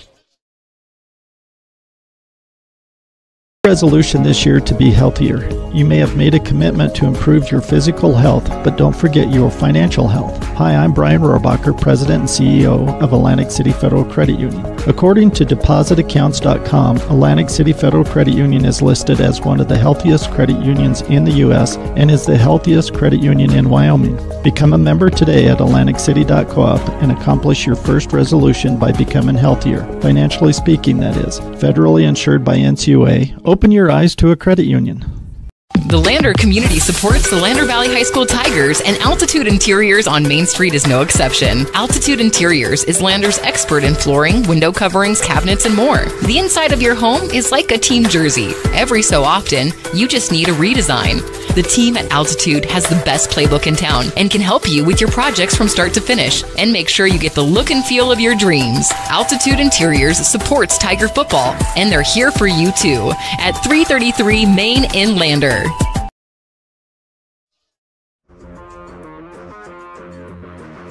You're listening to the Riverton Raiders at the Legion A District Baseball Tournament.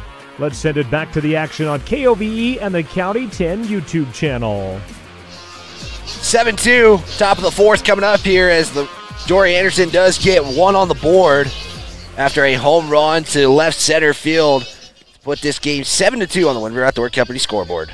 Yeah, and you had guys on base, and that was a very crucial thing. You had guys in scoring position, and that's something you need to keep working. But at some point, you really need to start converting as we're heading to the top of the 4th. That's been the difference between Green River and Riverton today so far, is Green River is able to convert when they get guys in scoring position, and Riverton has not. And that's led to this 5-run differential so far in this game. So we're going to see Leibel up the bat here to start things off. Hutchinson again came in the 3rd inning. He'll let that pitch go low for ball 1. Hutchinson really just a fastball pitcher. He loves throwing that fastball, but he does have a very good effective off speed. So you have about a 2-pitch repertoire for Hutchinson, as that's going to be a ball high for. It's going to be a 2-0 count so far in this at bat. Yeah, just high for ball 2. So we'll see what Nathan Hutchinson can do here. Again, just pretty simple. Throw it fast. Is this one going to be swung on? This one going to go left center field. This one is deep, and is it going to be dropped or is it going to be caught? They caught. Yeah, he caught. Wow. Took his sweet time showing the ball. But great job from Hunter Houck, able to make that read out there on that ball. A little bit of redemption out there on the defensive side of the diamond, but like I said, a long time to show that ball and a long time to call. And whoa. off the sound of that bat, I thought that was going yard. Yeah, and it just with the short fence, it was very interesting to see what was going to happen here. So now it's 1 out, nobody on, and we're going to see Paoli up. If that first pitch is going to be in there for strike 1, yeah, that's a good redemption play there by Hunter Houck for sure. Very much so. So very crucial to see what else he can do out there. But great pitching from Nathan Hutchinson so far. Is that one? It's going to go low for ball 1. So 1-1 count now for Paoli. Again, Paoli playing right field for the Knights. Again, the 7th meeting between these two teams. Raiders have the 4-2 advantage. As Hutchinson delivers that one just high for ball 2. 2-1 even count again. Still top of the 4th innings. 5-run differential. Crowd growing in favor of Green River, but Hunter Houck coming set, ready to deliver this next pitch. That's going to be a ball low for ball 3. 3-1 count so far. And just trying to find that zone and get consistent is what Hutchinson's looking for here in a, once again, like Jackson mentioned, a 3-1 count. 7-2 on the Winter Outdoor Company scoreboard. Top of the 4th. Hutchinson. High for ball 4. Hutchinson needs to slow down a little bit. He's thrown angry out there. He just kind of needs to take a deep breath, get back to where he was throwing the inning before, and that could really solve a lot of Riverton's problems right now, is if they can find a consistent pitcher. And that's not what they've had so far in this game, as we are going to see Welch step up to the plate for the Knights. Yeah, Welch has had himself a pretty decent game so far as he gets ready here with 1 on, 1 out. As here we go. Next at bat, top of the fourth. Hutchinson will deliver. This one going to be fouled off as Welch looked like he was going to check swing it for strike one. So 0-1 count now. Again, 1 on. After Hutchinson walked Paoli. As Hutchinson will check first. Decent sized lead there from Paoli. He'll deliver. This one going to be low for ball 2. Hutchinson really not able to find the zone so far. He even with the ones that are the ones that was swung at was still a ball outside the zone. So very interesting to see what Hutchinson, if he can come back in, find that discipline within inside him. Here's the pitch. This one going to get in there for strike 2. Yeah, very good job. Just kind of going back on what I was saying, I guess. I was just kind of saying how he hasn't been finding the zone, and there he found it right there on the outside. It's a 1-2 count. 1-2 count. With 1 out again, you still got 1 on. Paoli sits at first. Cox again playing that first base ace, and I think that was fouled off. Or if that. Nah, it was a ball. It sounded like it hit the end of the bat, but it didn't end up not. So still a 2-2 count here in the top of the 4th inning. So check swing that's going to be popped up. That one's going to go straight back as one of the teams has arrived here to probably check this game out. Yeah, Powell's just trying to find something to do this late in the evening as they are staying here in Green River before their championship game tomorrow back down at 1. Yeah, going against Cody. Winner gets the 1, loser drops to the 2. And next week's state tournament in Cody. Welch, the 2-2 count. Hutchinson will deliver as there's a steal attempt there. Here's the throw and just not in time. That's a hard pitch for Braden Baker to get down there. Pitch was above Welch's head, and he had to pull it in and then make the throw from basically a fully extended area, and that is not ideal for him. So it's a full count now. 7-2 lead for the Knights on your Wind River Outdoor Company scoreboard. Live on our County 10 YouTube channel and on KOVE as that's going to be ball 4. Hutchinson needs to take a deep breath out there, kind of settle down, just kind of find back his rhythm he's been off and on finding so far in this game. Yeah, that's his second straight walk in this. So, yeah, 2 straight walks, back-to-back at-bats. And Braden Baker going out to check on his pitcher, just kind of calm him down, see what's going on, see if they need to change up any signs, especially now with the runner at second. So, very interesting to see what – I wish I could be a fly on that mound meeting right there to see what he was saying out to Hutchinson. Guys, now we're going to see Lee back up to bat here. And now you got runners in first and second with 1 in scoring position. As Hutchinson steps off the mound, trying to reset. Didn't like the way he was set up there, and just kind of resetting his rhythm. 7-2 game. Top of the 4th. 1 out, 2 on. First pitch gets in there for strike 1. Great comeback pitch for Hutchinson right there, getting that strike. All Riverton needs is a double play here, and they're out of this inning back on offense. So they're still only 1 pitch away here, and this could be a crucial turning point as they did get a run last inning, and they could just keep chipping away at this lead the Knights have developed. That's going to be strike 2, 0-2 count here for Hutchinson on Lee. Yeah, nice pitch there from Hutchinson. Now an opportunity to get a second out here again, like you mentioned, Jackson. Any base except for home is forcible. 0-2 count. Hutchinson delivers. This one going to be swung on, fouled off. Remains at an 0-2 count now. Hutchinson being very precise up there. He's picking and choosing where he wants to put his spots, and it could be crucial here about that. Yeah, we'll see what the Raiders can do here. Get out number 2 would just be good for the Raiders in this one. Hutchinson, 0-2 count. Here's a delivery. This one going to be swung on. It's going to be fielded there. Get 1. Is there a chance for 2? And get it! Great stretch by Ryan Cox down there at first base. And great play from Bo Anderson. Able to field that ball, step on third, and make the throw across the diamond for Ryan Cox to make the stretch across at first base and get the double play and finish it up for them. But great sequence of events right there for the Raiders. Raiders give up 0. It's 7-2 on the Wind River Outdoor Company scoreboard. We'll be back here for the bottom of the 4th coming up. Young of HomeSource Realty in Lander provides professional realty services to Fremont County residents and businesses.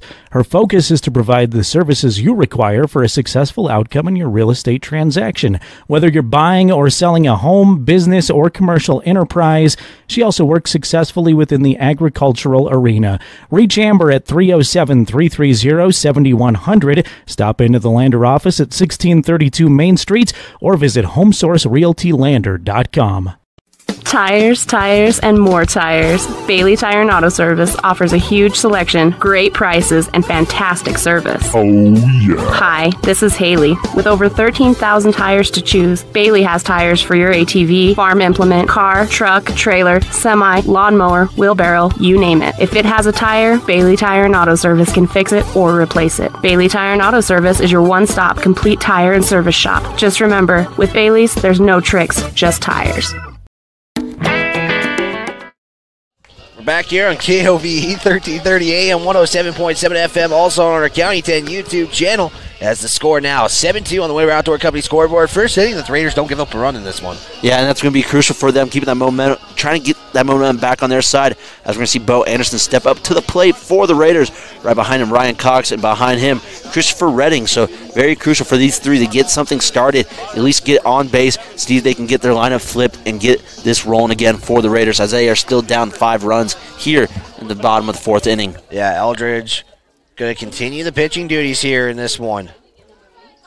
As, like we mentioned, just chop that lead. You still got time in this game to make something happen. Yeah, exactly. You're not too far into this game, so you can really play around with that. You still have multiple at-bats, as Riverton is the home team, so they have all the way to the bottom of the 7th inning, as long as they don't let the score get too out of hand, as Bo Anderson getting ready and get set for his at-bat here in the bottom of the 4th inning. And we have a chance to go to extra innings, too, if it's tied, because this is an elimination game, so there has to be a winner, as Anderson will ground that to Eldridge, and that's going to be out number 1. So first pitch, first out. Yeah, not in favor for Bo Anderson.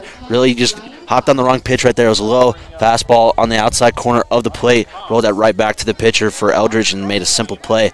As now we're going to see Ryan Cox step up to the plate for the Riverton Raiders. Yeah, Eldridge, I mean, really not many pitches and innings. I mean, his pitch count's got to be pretty decent so far, as this one is going to be swing and a miss for strike 1 as Ryan Cox is up to bat. So 0-1 count, 1 out, nobody on. As Ryan Cox is trying to get something here for the Raiders. As they trail by 5 in an elimination game. This one going to be inside for ball 1, so 1-1 count now. So 1-1 the count. Yeah, so 7 innings. If it's a tie, we will continue. As here's the pitch. This one going to go inside for ball 2. Yeah, we'll continue as far along as we need to, going into even tomorrow if need be, but hopefully it does not take that long to finish out these games. So, as it's still a 5-run deficit in favor of the Raiders, or in favor of the Knights. As that pitch is going to be outside, ball 3. So 3-1 count for Cox. I have a pitch count for Eldridge. He's pitched 46 pitches so far through in the bottom of the 4th inning. Eldridge gets his signal, likes what he sees, and now he'll deliver. This one going to be swing and a miss. Count set to full. That was a good pitch. I don't blame Ryan Cox for swinging on that one. Yeah, that was looks about right in his wheelhouse. A little high in the middle, something he could probably drive a good distance, especially here. 3-2 count. This one swing and a miss. Strike 3.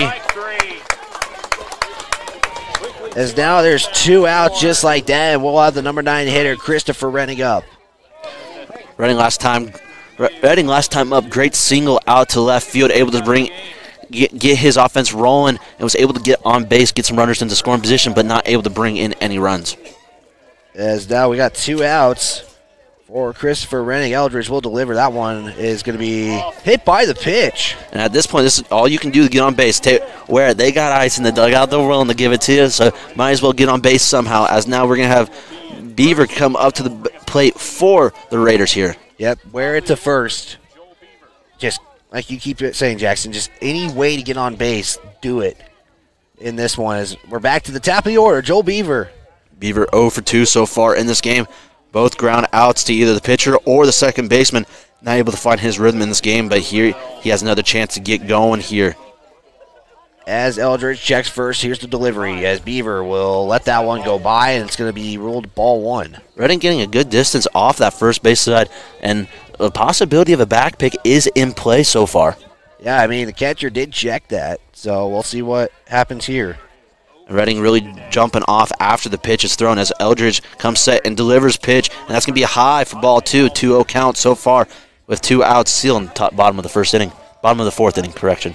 Yeah, again, Raiders the home team due to the seeding of the tournament as the Raiders won the Southwest, winning 7 of the 8 conference games. Their only loss was to the Green River Knights here at home. Here's a steal attempt. Reading had the speed to get there, but fouled it off. Yeah, and that's a pitch Beaver did not want to swing at after realizing where it was. He tipped that ball off, having to send Reading back to second, but 2 outs still in the bottom of the 4th inning. So it's a 2-1 count now for Beaver. Again, has been the leadoff hitter pretty much all season long for the Raiders. As Eldridge will deliver. Redding's going to go for the steal. He's going to have to slide now. He gets there just in time.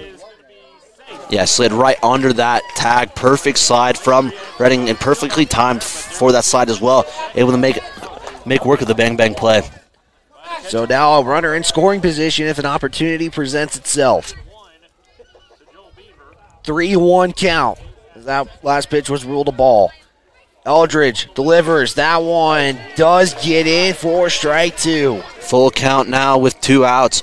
So don't expect Reading to be moving because there is no runner behind him, but it's either got to be walk or knock time here for Joel Beaver.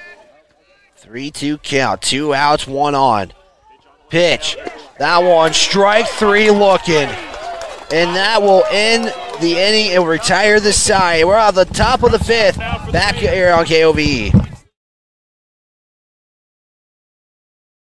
Hello, Fremont County. Hey, folks, it's firewood season again. For all of your chainsaw needs, check out the Baldwin Creek Rental Center. Need a chain sharpened?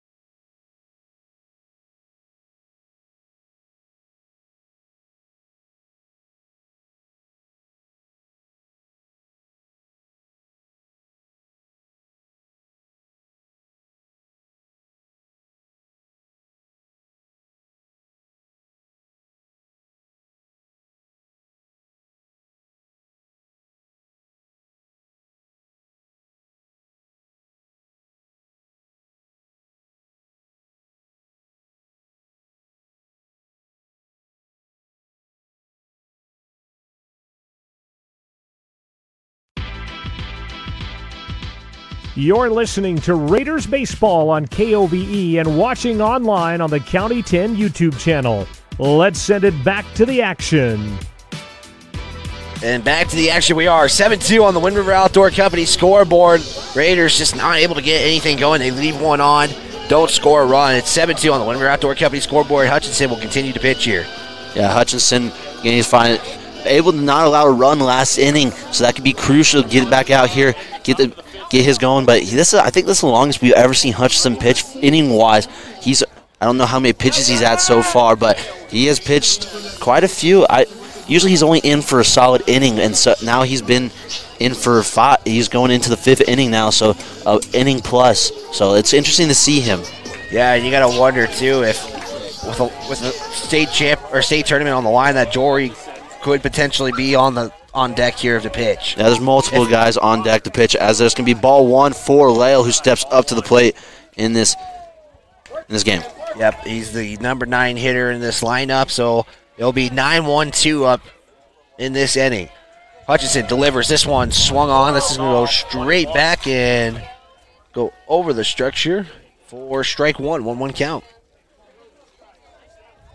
Because again, here in Green River, nice, good view of the ballpark. I mean, when you're looking straight ahead with the mountains, you got the lighting as this one's going to be popped straight up.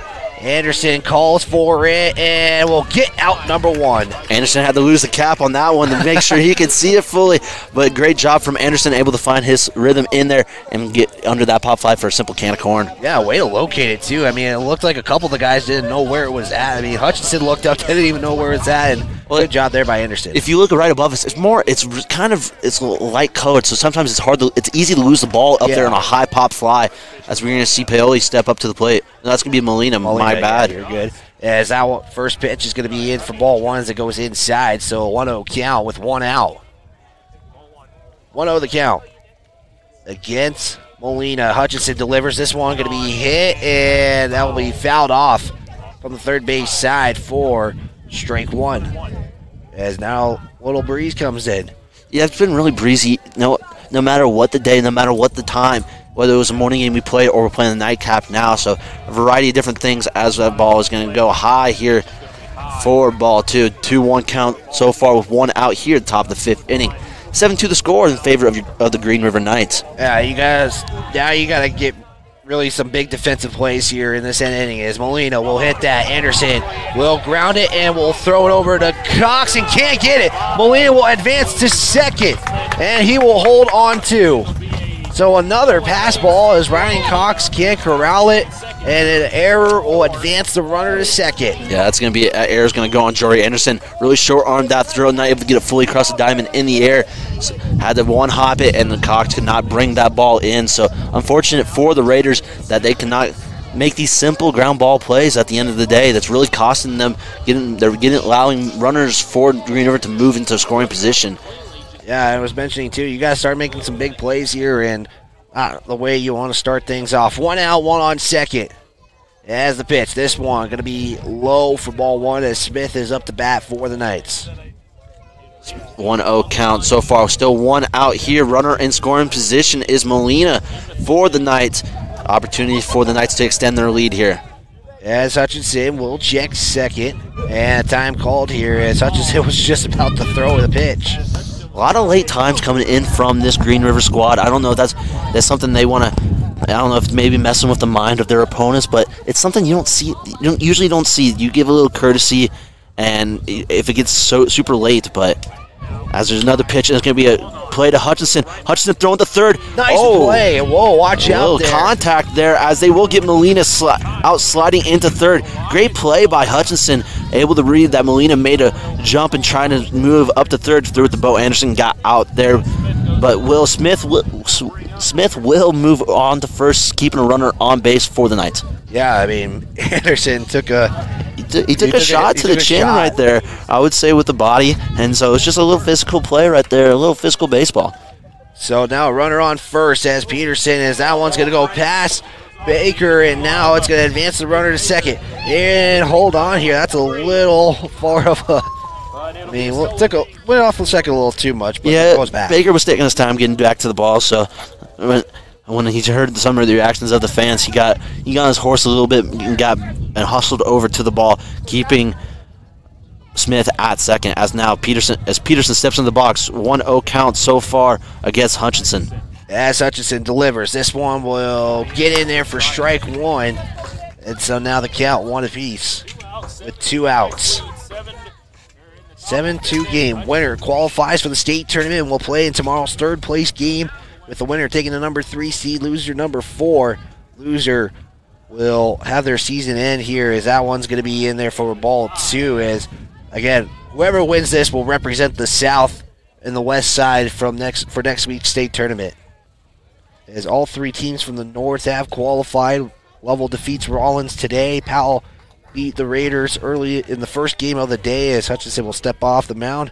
And Cody defeated Lovell early in the 1 o'clock game to qualify. I mean, they were already qualified, but they get a chance to play for a 1 or 2 seed. As Peterson again up to bat here, as Hutchinson will deliver, as that one will go inside for ball 3. So 3-1 count now with more breeze coming in. Hitters count right now. Peterson really just going to wait for his pitch. Doesn't want to get out of his strike zone too much. Really wants to square something up for himself, seeing if he can change the tide of this game. But yeah, he's really just waiting for here, especially with the 3-1 count right now. Hutchinson delivers that one high, ball 4. As he's going to walk still force plays at first and second so far in this game. So this will bring up now Eldridge, who has been the pitcher for the Raiders in this one. Has pitched the entire game so far. And now we'll see what goes on here. Eldridge has 2 on. Hutchinson will deliver. That one goes low, and here's a chance to advance to third. Here's a throw to third. It's not going to be in time, so everybody moves up 1. That takes away all the force plays here in the infield. No more forces at first, second, or third. The only force is at first as Eldridge has a 1-0 count. Still 2 outs here at the top of the 5th inning. As we get set here for the next pitch, it's a 1-0 count. So, like you say, Jackson, the only opportunity to get a real out is at first. Ethan pitches. This one going to be fouled off as Baker got the ball hit the head of Baker and just making sure he's good. Yeah, now Eldridge going to walk down first base line, just double talking about what he wants to do here as the umpire's going to walk the ball out to Hutchinson, giving Baker some time, get his head right, kind of get back into the rhythm of what he was doing, making sure he can see straight, honestly, after taking a foul ball like that. So 1-1 the count, and Baker's going to call time here. Got there maybe a change of pit signs out there, so a variety of things that could be out there, just kind of talking to Hutchinson, calming him down, realizing you guys got 2 outs, no need to overstress anything, let's just play catch, let's get this guy out and go back on offense. Yeah, I mean, the Raiders, yeah, they got to get something going offensively at the bottom of the 5th. Again, they are the home team, so they will have an opportunity to bat last in this one. Hutchinson with 1-1 count. Will delivers. That one will get in there. Nice pitch. Great off speed right there by Hutchinson. Able to really move that breaking ball across the plate and get it right on the inside part of the strike zone for a 1-2 count so far in this at-bat. Yeah, a chance to get out of the inning with this pitch. Delivery. This one just high for ball 2. That one didn't have enough break for it as it stayed a little too high. That didn't break enough down into the bottom of the zone. Or the top of the zone. So 2s across the board, 2 balls, 2 strikes, 2 outs. 7-2 on the Windward Outdoor Company scoreboard in the top of the 5th. Hutchinson checks third. Now will deliver that one. Another breaking ball, or at least another off-speed pitch doesn't go for it. Now you're going to have full counts with 2 outs. Still, these runners on third, and second will not be moving here as there is no one on first to force. Has a forced play, so they will stay put right there as that will be ball 4, and Hutchinson will have walked the bases loaded. Now as we will see Liebelt step up to the plate but first we will see a mound visit happen. And you gotta wonder what this is about with the top of the 5th is what will we have here. Yeah, very interesting. See what's gonna happen. If maybe a quick little pitching change, you'd still have a couple different pitchers going on.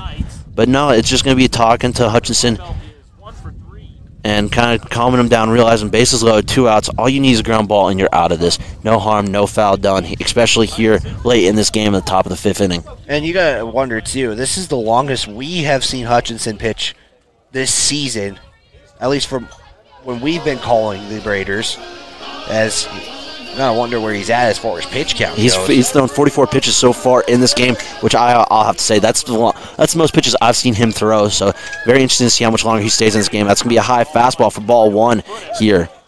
Yeah, and again, yeah, I wouldn't be surprised if Hutchinson can continue to keep the game close, if he would just finish this thing out. Again, Hutchinson with a 1-0 count here, as that one will get in there. 4-strike-1 count evens up at 1 apiece. Way to find that outside strike, and that's where you really want to live if you're Hutchinson. That's a great place to sit. Not a lot of batters want to hit there. As there's a swing and a miss, 4-strike-2. Now a 1-2 count. Hutchinson has a lot to play with, whether it's a breaking ball, whether it's a fastball. We've seen him throw great of both pitches, so you have he can use anything in his arsenal. 1-2 count, delivery. This one just high and outside for ball 2. Is now we're back at 2s. Bases loaded.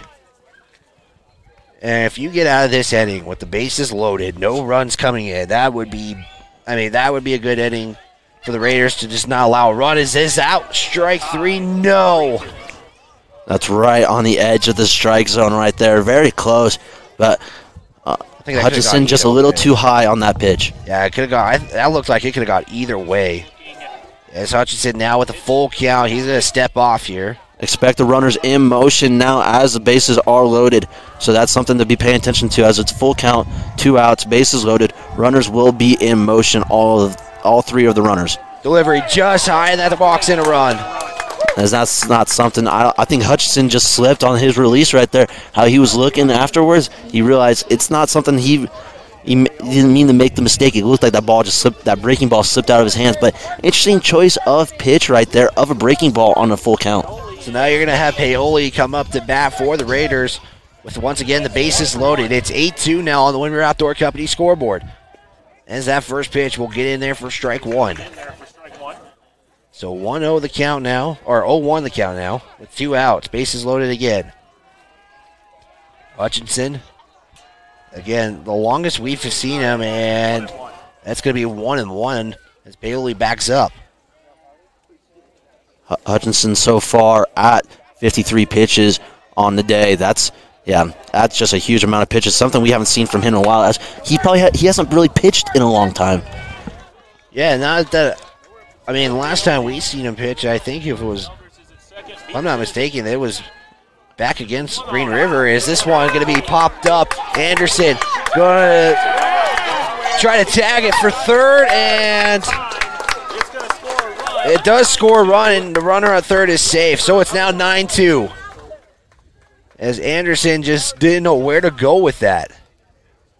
Well, Anderson just realized that ball took him nowhere where he had to play. He almost had a tag play, but it didn't look like any of the umpires were looking that way.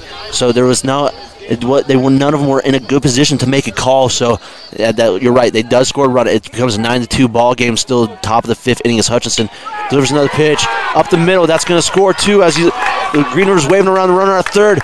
Redding that doesn't have the same arm as Anderson did out there, but it looks like they might double up. Oh nope, no one was at first to work, as now they are increasing the lead here as an 11-2 ball game.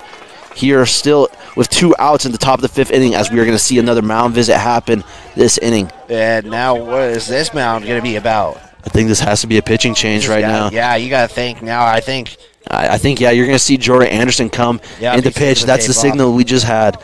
So we'll step aside. We'll let Anderson warm up. We'll be back after this. Hello, Fremont County. Hey, folks, it's firewood season again. For all of your chainsaw needs, check out the Baldwin Creek Rental Center.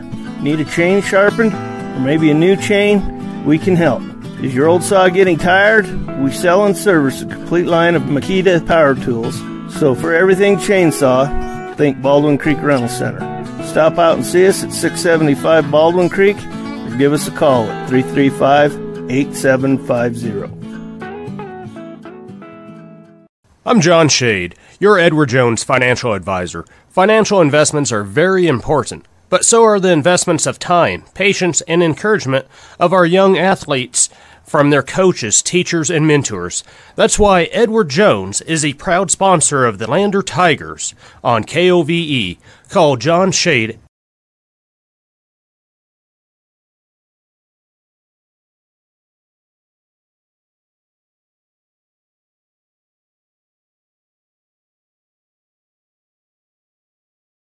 The Lander Medical Clinic and West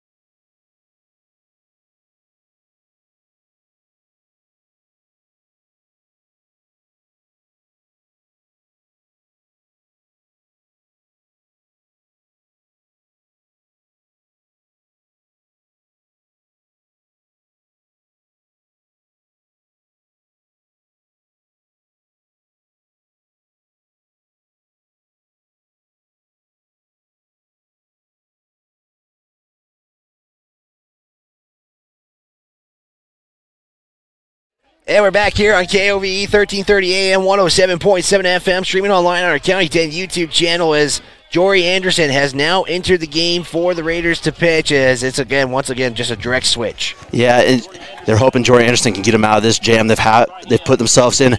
As that first pitch is going to be a strike for a 0-1 count. Great fastball right there on the outside corner of the plate. Yeah, Hutchinson, that was just the most pitches we have seen from him, and I think it just kind of ran out of gas on the pitching mound. Yeah, exactly. It was just, he threw 60 pitches, and that's not something we and I talked about during the break. It's not something we've seen from him in all the time we've been calling him this season. So it's very interesting. I think I agree with you that he just ran out of gas late into this game. As Anderson will deliver, that one's going to go outside for ball one. So 1-1 to count now as he's facing off Lee as his first batter. And Anderson, I feel like he's gone a little bit more than Hutchinson has. And he has that stamina, but he's got to keep this deficit down. Riverton is in the danger of being in the 10-run rule so far. Yeah, so once again, 7 innings or mercy rule. So mercy rule, 10 runs. But the Raiders are the home team, so if it was to go more than 10, the Raiders have a chance to close that lead down and extend this game at least another inning. And that one's going to be a 2 count. 2-2 count, two outs, top of the 5th inning, and almost an attempt pickoff here from Anderson to Hutchinson. So trying to get back on, trying to get back to track, trying to get that lead runner out. So it stays at a 2-2 count with a runner in scoring position, also on first and second, as Anderson will deliver. This one swung, fouled off, and it's going to remain at a 2-2 count. Yeah, that got a bit of the umpire's mask right there. Buzzed the tower a little bit. That rattles anyone from a catcher to an umpire. That's just not something you always want to see. It makes you just go out there, and Baker's doing a great job going out, talking to Anderson, giving the umpire a little bit to get himself back into the get himself back. I'll make sure he's all good, and all we hope is everyone stays safe during the games. Yeah, it looked like the umpire was just wearing it like he just batters were. And that's a good thing about those catching masters. So good at taking the impact of those baseballs and dishing them out to different parts of the face. Anderson delivers. This one going to be low, and now the count set to full. Full count. Expect runners to be in motion here. You have runners at first and second. And as soon as he commits home, the runner should be in motion here. As count full. And now you got a pickoff attempt here as now Hutchinson's going to try to run the batter down. And he will make the tag for out number 3. Good job there by Anderson to make the right movement to get the out. Yeah, great job right there. Able to get that pickoff attempt and catch. And what I was just talking about, most runners are going to get in motion when they deliver. And if you use that sneaky little pick, they catch them off guard and get that out there. And that will end the inning. It's 11-2. Can the Raiders make something happen? We'll find out after this. Hey, where's Joe? Shane sent him over to the furniture warehouse. He should be back anytime. Wait, that was last week. That warehouse is packed with a mother load of furniture. We're getting new trucks every few days. Do you think Joe got lost in all the boxes? We need to move a mother load of furniture. It's the Motherlode Memorial Day sale at Gamble's in Lander. Help Gamble's dig out from all of the post-COVID supply craziness and stop in now through the 10th of June. All upholstered furniture is marked down an additional 20% from the sale prices. Brands you love like Lazy Boy, Southern Motion, Flex Steel, and more. Plus, all mattresses are marked down for Memorial Day. Ease your back with a new mattress from Sealy, Tempur-Pedic, or Stearns & Foster. It's all at the Motherlode Memorial Day sale at Gamble's in Lander through June 10th. And remember, delivery from Gamble's is always free within 30 miles of the store, which includes all of Riverton. Gamble's on Main Street in Lander.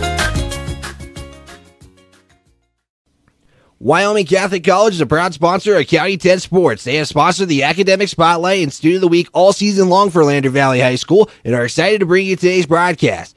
Located in downtown Lander, they congratulate all the students and staff on a great school year and wish them all a happy and safe summer.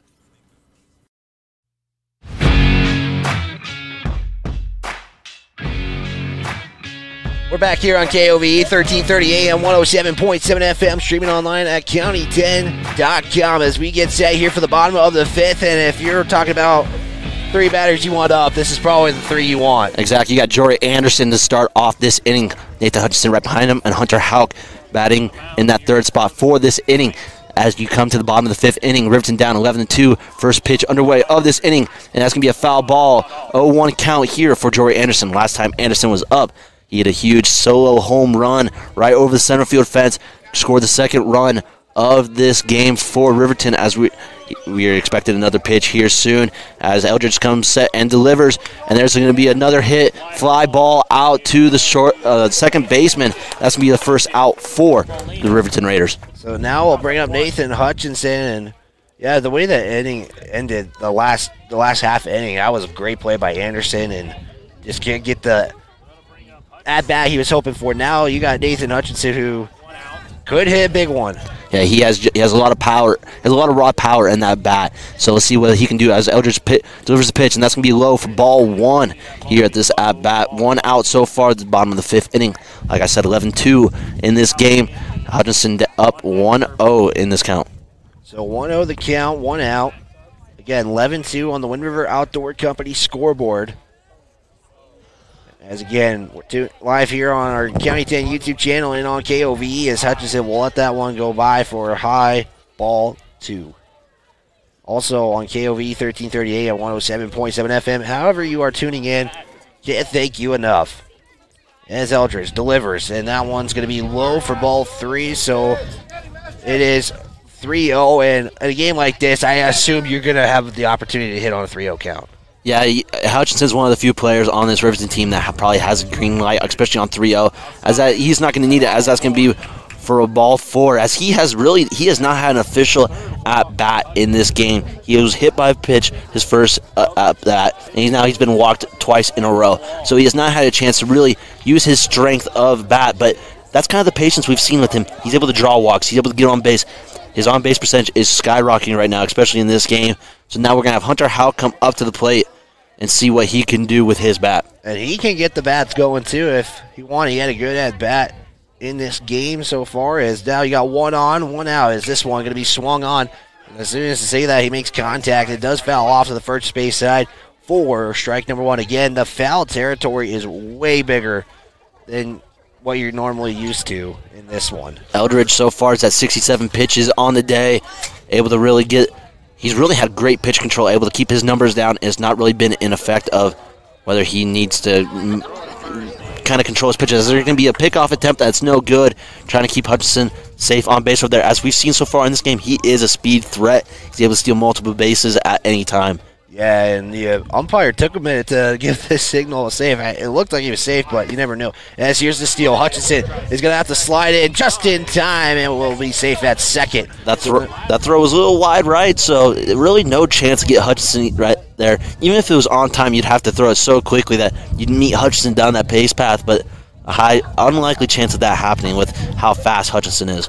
So the count 1-1 for Hunter Houck. Again, a slight breeze comes in. Live here in Green River, Wyoming, in the consolation semifinal, and the biggest game for the Raiders so far this season, as that one's going to go just low enough for strike 2. Again, winner qualifies for state and will play level tomorrow at 10 a.m. The loser will have their season come to an end. And both these teams have had a great season. The Raiders, great season from them so far. I mean, both teams have been phenomenal this year, as Houck's going to let that go by for with ball 2. I didn't know if Hunter Houck was looking to walk or he just was moving out of the way to make sure the catcher could make a play. He was just getting out of the way so the catcher did not have to throw through him, and he didn't want to give himself an open opportunity to get hit by a ball. The catcher trying to make a quick throw might not see Houck stand in the batter's box, as it's going to be a 2-2 count. 1 out still at the bottom of the 5th inning. The Knights lead 11-2 over the Raiders. Yeah, Nathan Hutchinson a chance to get in as Houck will hit that sky high, and it will be straight back for remaining at a 2-2 count. So 2 balls, 2 strikes. Hutchinson over at third in great scoring position. Great chance for Houck to drive in an RBI. See if they can get momentum back in that Riverton dugout. Very quiet down there along the first base line. Is not a lot of encouragement, not a lot of action going on in that dugout. As Eldridge delivers the pitch, this one going to be swung on. This is going to go to the second baseman. Hutchinson will score on the fielder's choice. Great RBI right there. Way to use it. Way to do your job. If your Hunter Houck score a run, the leads now is going to be 11-3 so far in this game. As I say, it should be 11-3, not 11-4. Yeah, the scoreboard has it wrong over there, but yeah, 11-3 is the score in this game. So great job by Hunter Houck doing his job, getting the runner in, as now we're going to see Carter Nosey step up to the plate for the Riverton Raiders. Yeah, it hasn't got much going for Carter today, as the score is 11-3, as that one's going to go low 4-1, as they gave the Raiders 2 extra points and now they brought it back down to 3. So scoreboard and our scoreboard match. 2 outs here in the bottom of the 5th inning. They got to get a big 2-out rally going if they want to make anything of this inning. As that pitch just high for ball 2, so a 2-0 count now, as we'll have Braden Baker on deck if he gets a chance. So the Knights, if the inning was to end now, would need to make 2 runs to put the rule in effect and give the Raiders a needing to score some runs, as there is a strike right there. 2-1 count so far for Carter Nosey. Braden Baker on deck in the shin guards for the catcher's gear as he prepares to come hit after Carter Nosey. If he can get something rolling here and get on base, as pitch is delivered, that's going to be a foul ball, make it a 2-2 count with 2 outs still at the bottom of the 5th inning. So 2-2 count in the bottom of the 5th. It's 11-3 on the Wind River Outdoor Company scoreboard. Can Nosey get on base? As Eldridge will deliver this one. Swing and a miss, strike 3, and that will retire the side. As the top of the 6th will come up here as Nosey can't get on base. That will end the inning. It's 11-3. We'll be back after this timeout on KOVE. Resolution this year to be healthier. You may have made a commitment to improve your physical health, but don't forget your financial health. Hi, I'm Brian Rohrabacher, President and CEO of Atlantic City Federal Credit Union. According to depositaccounts.com, Atlantic City Federal Credit Union is listed as one of the healthiest credit unions in the U.S. and is the healthiest credit union in Wyoming. Become a member today at atlanticcity.coop and accomplish your first resolution by becoming healthier, financially speaking, that is. Federally insured by NCUA. Open your eyes to a credit union. The Lander community supports the Lander Valley High School Tigers, and Altitude Interiors on Main Street is no exception. Altitude Interiors is Lander's expert in flooring, window coverings, cabinets, and more. The inside of your home is like a team jersey. Every so often, you just need a redesign. The team at Altitude has the best playbook in town and can help you with your projects from start to finish and make sure you get the look and feel of your dreams. Altitude Interiors supports Tiger football, and they're here for you too at 333 Main in Lander.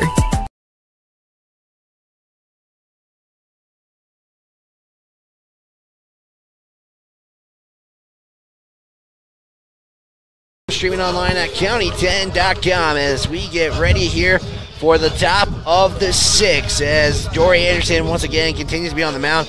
Raiders only get 1 on the board though in the last inning. And they got us. This is crunch time for them. They needed to get at least a crooked number on there, 2 or 3, to really get their chances going. But now their defense comes a crucial part. Knights only need 2 runs to put the 10-run rule back into effect.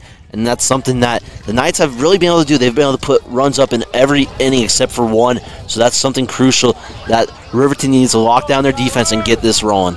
So it's going to bring up Lee to start things off here. As again, we're in the top of the 6th. The Raiders are the home team, so they have an opportunity, as that first pitch is going to be, looks like inside for ball 1.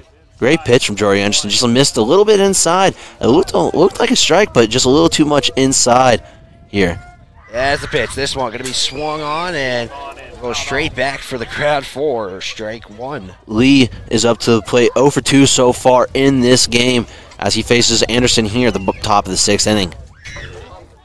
Anderson again relieved Nathan Hutchinson, as there's a swing and a miss for strike 2, so 1-2 count now.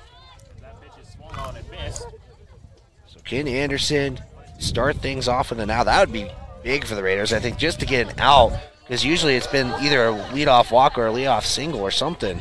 Yeah, and that's going to be strike 3 from Jory Anderson. Great pitch right there. Got him swinging and missing. Great just sequence of pitching right there, as now you got 1 out here for the Raiders here at the top of the 6th inning. Yeah, Raiders just need to make something happen here as they're basically 6 outs away in this one. They basically got 6 outs left to play with.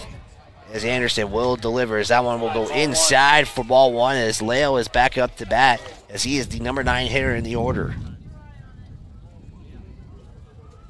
1-0 the count now, top of the 6. 11-3 on the Winter Outdoor Company scoreboard as that one will go just high again. For ball 2, just high. Now, if that was Lee up to the plate, that would have been a strike, but Leo a little bit shorter, and that does not come into his own strike zone. As this can be a foul tip, and that's going to be a 2-1 count.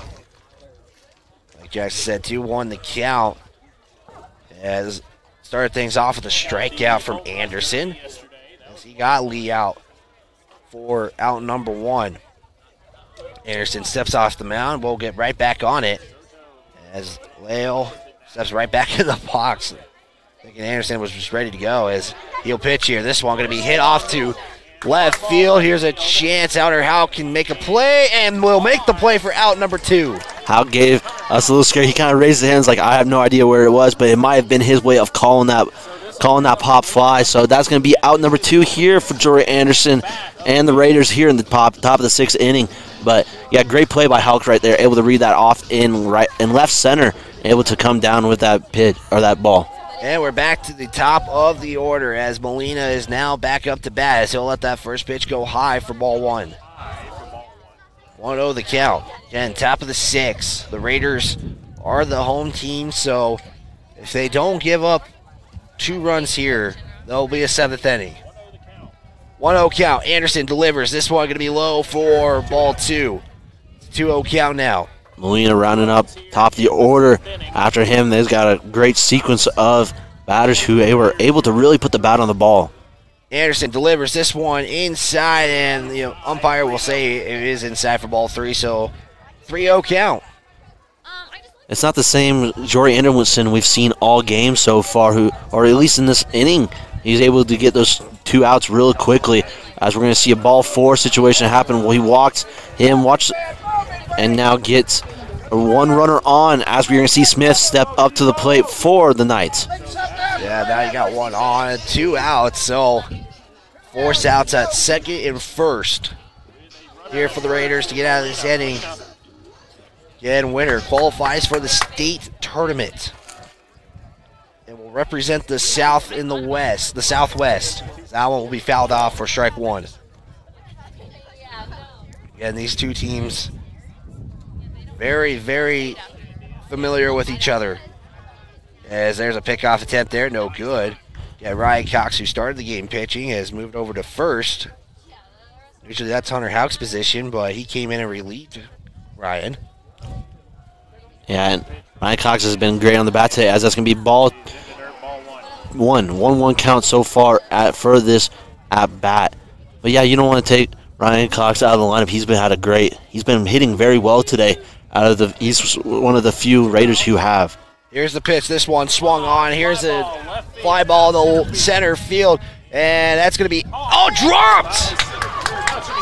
As that is dropped there, and the runner's now on the corners. Yeah, Redding dropped a routine fly ball. Really kind of got too complacent out there with it and just really caught up with him. So that's not something you want to see if you're Riverton. This is just not. That should have ended the inning right there. It should have. That would have been out number 3, but now you're allowing Peterson, the best bat on this Knights team, to step up to the plate with 2 runners on the corners. And if Peterson gets on, you have another guy you got to face who has played well as he's been pitching this game as that first pitch is in there for strike 1. And he's Eldridge. Yeah, Eldridge has played great so far, but yeah, that's just a real mental error right there from Christopher Redding out there in center field. So 0-1 the count, runners on the corners. Here's a pop-up. That one's going to be out of play, so it's going to be 0-2 now. Right. Ryan Cox going all the way over to that on the first base foul line fence, making sure he's going out of bounds, not missing out on an opportunity they could have. Yes. Now you got a car with its headlights on. I wonder if... Yeah, the umpire just noticed it. So we'll see how long that will take. So, I don't know. That person's tuning in. There they go. That took a lot of waving to go on to get that driver to understand to turn off their bright headlights. That might be distracting the batter, catcher, anyone. We want to play very safe out here. No distractions, especially in this type of situation. 0-2 count, 2 outs, runners on the corners. Anderson, here's the delivery, and here's a steal attempt, and good play there by Baker to hold it. Yeah, I don't want to give up another chance, especially with Smith out there. Smith's got a lot of speed out there. There's a slow chance of him of throwing him out, so might as well not even have the chance of bringing in Molina, who's at third. Anderson delivers this one low. Good job by Baker to block that, and now the count evens up at 2 apiece. Baker's had his hands full today with a lot of dirt pitches and able to just in the dirt. He's blocking. He's been a great brick wall. He's had a couple of hiccups, but honestly, he's done a very good job today on the defensive side. Here's the pitch. This one going to be popped off and going to be still a 2-2 count. Yeah, as Baker started on third and then came in, I believe, the third inning. Yeah, and then Bo Anderson was the one to start behind the dish, and then they made a direct swap, and that was back in between the second and third inning. 2-2 count now for Peterson. Anderson takes a moment here. Now we're good to go. Runners on first, on second and third. Anderson with a 2-2 count will deliver this one. Going to be chopped off to the first base side, and it remains at a 2-2 count. So we got a battle started here, Jackson. Yeah, a good battle between Jax Peterson and Jory Anderson, and they're giving each other nods, smiling. They know there's a strength on strength. Anderson's got a great fastball, and Peterson is a great fastball hitter. So it's a little power v power. Who's going to come out on top? And they both know, and they're giving each other little nods and smiles every time a foul ball is hit. Delivery, high, ball 3, counts full. Is now a potential chance to load the bases here. Yeah, and that's not something you want to do if you're Jory. You have a full count here. Runners will not be in motion. No runner at third as Anderson is going to deliver the pitch, and that ball is going to go foul. That's a deep pitch or deep swing. Wow, that went off the bat. If I had an exit velo on that, I'm saying that's 100 miles an hour. That just came off the bat. Huge hit right there, and that thing went. If that stayed between the lines, that could have hit a car up on the hill. The battle continues. 3-2 count. Anderson delivers. And ball 4, the bases load. And now Anderson's got to deal with Eldridge, who has an opportunity to. Yeah, that's a tough 3-4 hitters right there. That's a tough 3 and 4 hitter from Peterson all the way to Eldridge. They both have very much power in the bat as Anderson's going to deliver ball 1 in this at bat, bases loaded. Yeah, so Eldridge starts with a 1-0 count now as he has pitched this entire game, and he can continue to pitch too as he has an opportunity to throw a complete game as Anderson delivers this one. Going to be hit to center field. This should bring in at least 2 runs. They will. And now it's 13-3, and now the 10-run rule is in effect. So with 2 outs, had an opportunity to get out of the inning. Bases loaded, 2 runs coming off of Eldridge, grounder to center field. Yeah, just not the best situation for Jory Anderson so far in this inning. He has not been able to find the mojo that he had back in the previous innings. So seeing if he takes a little time to relax, take a deep breath, get out of this inning, see if they can get something back going on offense. Yeah, as Liebelt now comes up to the dish. Here we go for the next at-bat. 13-3 on the Wind River Outdoor Company scoreboard. Anderson delivers this one, going to be popped up, and it's going to be a blooper. This should bring in 1 at least, and it will. So the score now, it's 14-3, and the runners are on the corners. And now you can see the damage started to come in. Now we're going to have a meeting at the mound. Yeah, I don't know, maybe a pitching change. I don't know who else are you. I don't know who you can throw. I think you let Anderson at least finish this inning. I mean, unless his confidence maybe not. His confidence is very low right now. Let's see what happens here. And I think Anderson's like, I got it. Yeah, that's a lot of trust you see between a pitcher and a coach right there. A lot of confidence go out there. They didn't even really have a quick talk. They didn't even talk. Coach Wally didn't even get out to the mound. Anderson said something out there, and Coach Wally was like, you know what, I get you. Okay. And so they're going to let Anderson finish this inning. See, damage has already been done. 14-3, 11-run deficit in favor of the Green River Knights. Runners on the corners here for the Knights. Anderson will deliver this pitch. It's going to go low for ball one. That is a lot of confidence you're showing in your pitcher. It's good to see, too, that Anderson still feels confident in himself, too. That's a good sign there. Runners on the corners again. 1-0 the count, 2 outs as Anderson will deliver that pitch and will get in there for strike one. 1-1 the count now. As Anderson is going to throw a pickoff attempt there, no good. As we're seeing Paoli up to bat for the Knights.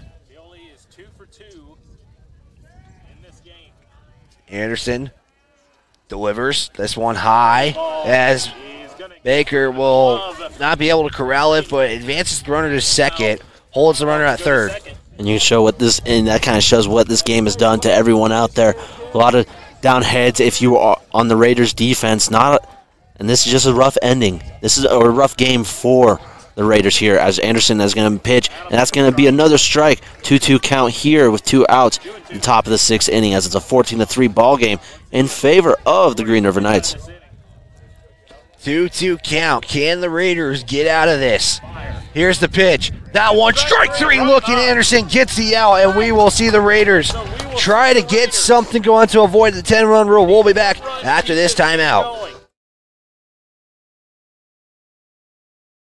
Young of HomeSource Realty and Lander provides professional realty services to Fremont County residents and businesses. Her focus is to provide the services you require for a successful outcome in your real estate transaction. Whether you're buying or selling a home, business, or commercial enterprise, she also works successfully within the agricultural arena.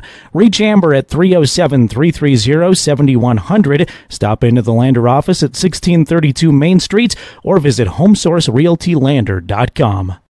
Tires, and more tires. Bailey Tire and Auto Service offers a huge selection, great prices, and fantastic service. Oh, yeah. Hi, this is Haley. With over 13,000 tires to choose, Bailey has tires for your ATV, farm implement, car, truck, trailer, semi, lawnmower, wheelbarrow, you name it. If it has a tire, Bailey Tire and Auto Service can fix it or replace it. Bailey Tire and Auto Service is your one-stop complete tire and service shop. Just remember, with Bailey's, there's no tricks, just tires.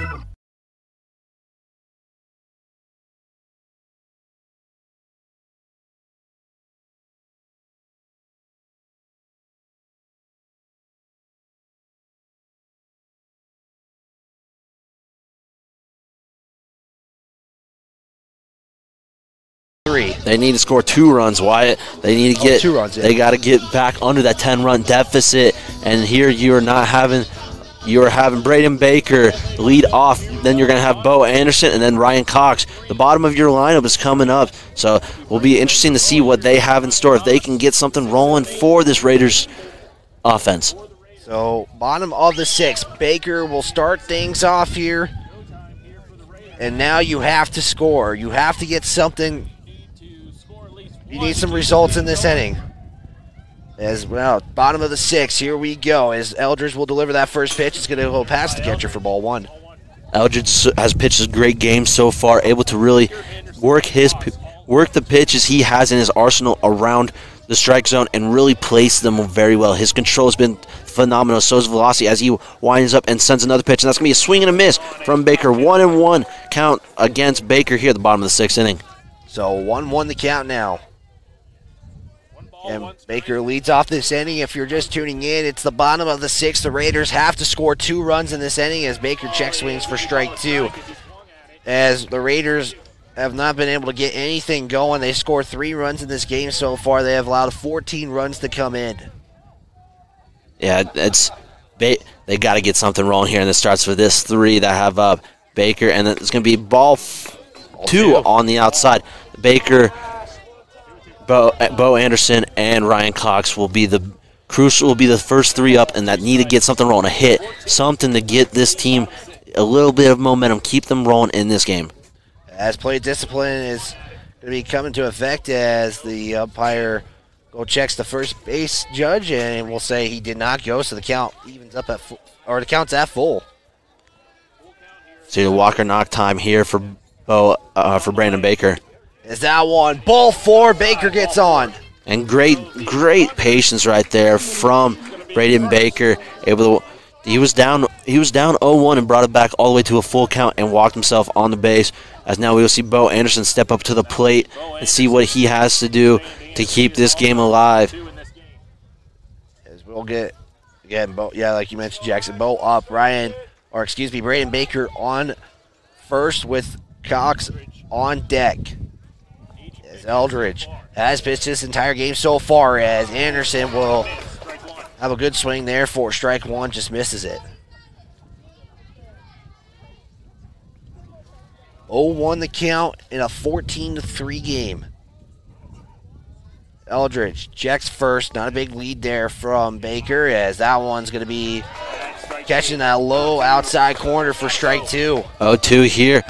Bo Anderson's really got to expand his zone. He's got to be more of a defensive swing here, as that is 2 strikes, and the umpire zones are along the outside, so expect Eldridge to paint the corners around there. As Anderson will ground that to second. Here's 1, and here's a chance for 2, and he's safe. They're going to call him safe at first. So only get 1 out there, as Bo Anderson able to run that double play out and make it only a fielder's choice, as that's what he reaches on. And here comes Ryan Cox coming up to the plate. The 8-hole hitter on deck is Christopher Redding. He's hoping to get a chance of going up, as 2 outs here, and with 1 runner on. 1 out, Jackson. 1 out, my correction. With a runner on first, as a potential double play isn't effective. They get the outs on second and first, as that first pitch will get in there for strike 1, as Cox and Lee are kind of the tall guys, so they got a lot more to work with here in their at-bats. As Eldridge checks first. Again, not a big lead there from Baker, as he'll deliver the pitches. That one will get in there for strike 2. So 0-2 count now. 0-2 the count for Ryan Cox. Now you got to get something here. Ryan Cox so far on the day is 0 for 2. Walked earlier in the game. Eldridge delivers. Cox will let that go for ball 1. Oh, Anderson still getting that big lead on first after the pitch. Possible back pick opportunity for Green River there, as they've tested it multiple times on him specifically. Eldridge delivers. Swing and a miss, strike 3. And now the Raiders are down to their final out. Yeah, they gotta make something happen. You got Christopher Redding, who has shown power in the past. He has had a couple clutch home runs throughout the season. We'll see what he can do here, see if he can keep this season alive for the Raiders. So Christopher Redding, you got Baker on first. Here's the pitch. This one going to get high for ball 1. So your season is either over or extends another batter. Here, as Christopher Redding will watch this pitch go by, and it will get outside for ball 2. 2-0 count. Redding being very patient up there at the plate. He's looking for his specific location where that ball is going to come in. That's a big thing about this Raiders team, is that what we've seen all year long is the patience they have at the plate. 2-0 the count. Eldridge will check Baker, as that one goes inside for ball 3, so 3-0 count now. And I think I saw the take signal given, so maybe not even seeing the bat come off his shoulders here, as he's going to take his time, see if he's going to throw him another ball or if there will be a strike on this one. 3-0 the count. Here's the delivery. This one high for ball 4. And so now your season extends another batter, as Joel Beaver is up to bat. And this would be a perfect time, as we are going to see a mound meeting. I think this is the first one we've seen from Green River so far in this game. Pitching change? Nah, not this far into the game. With one batter? I wouldn't see why. Eldridge has done a great job so far, just going out there talking to the defense, making sure everyone's settled down. But if Beaver's going to Beaver, who's up now for the Raiders, has not had the game they really wanted to. This could be a chance to change everything for him, as he has been 0 for 3 so far in this game, and he has the possibility to really kind of maybe change the tide of this game, as he will lead off and could get his team into the bigger batters of Jory Anderson and Nathan Hutchinson and see what they can do here. Here we go. 2 outs, 2 on. Runners on first and second with runner in scoring position. As Eldridge will deliver. Beaver will swing and a miss for strike 1. Very aggressive from Beaver right there, swinging on that first pitch, strike, and seeing what he can do. He's grounded out multiple times this game, as he is 0 for 3, as I mentioned earlier. As Eldridge will get the signal and a time called by Beaver. It's all about Beaver's rhythm up there. That's what he wants to make sure he can do. As the count is 0-1. 0-1 the count.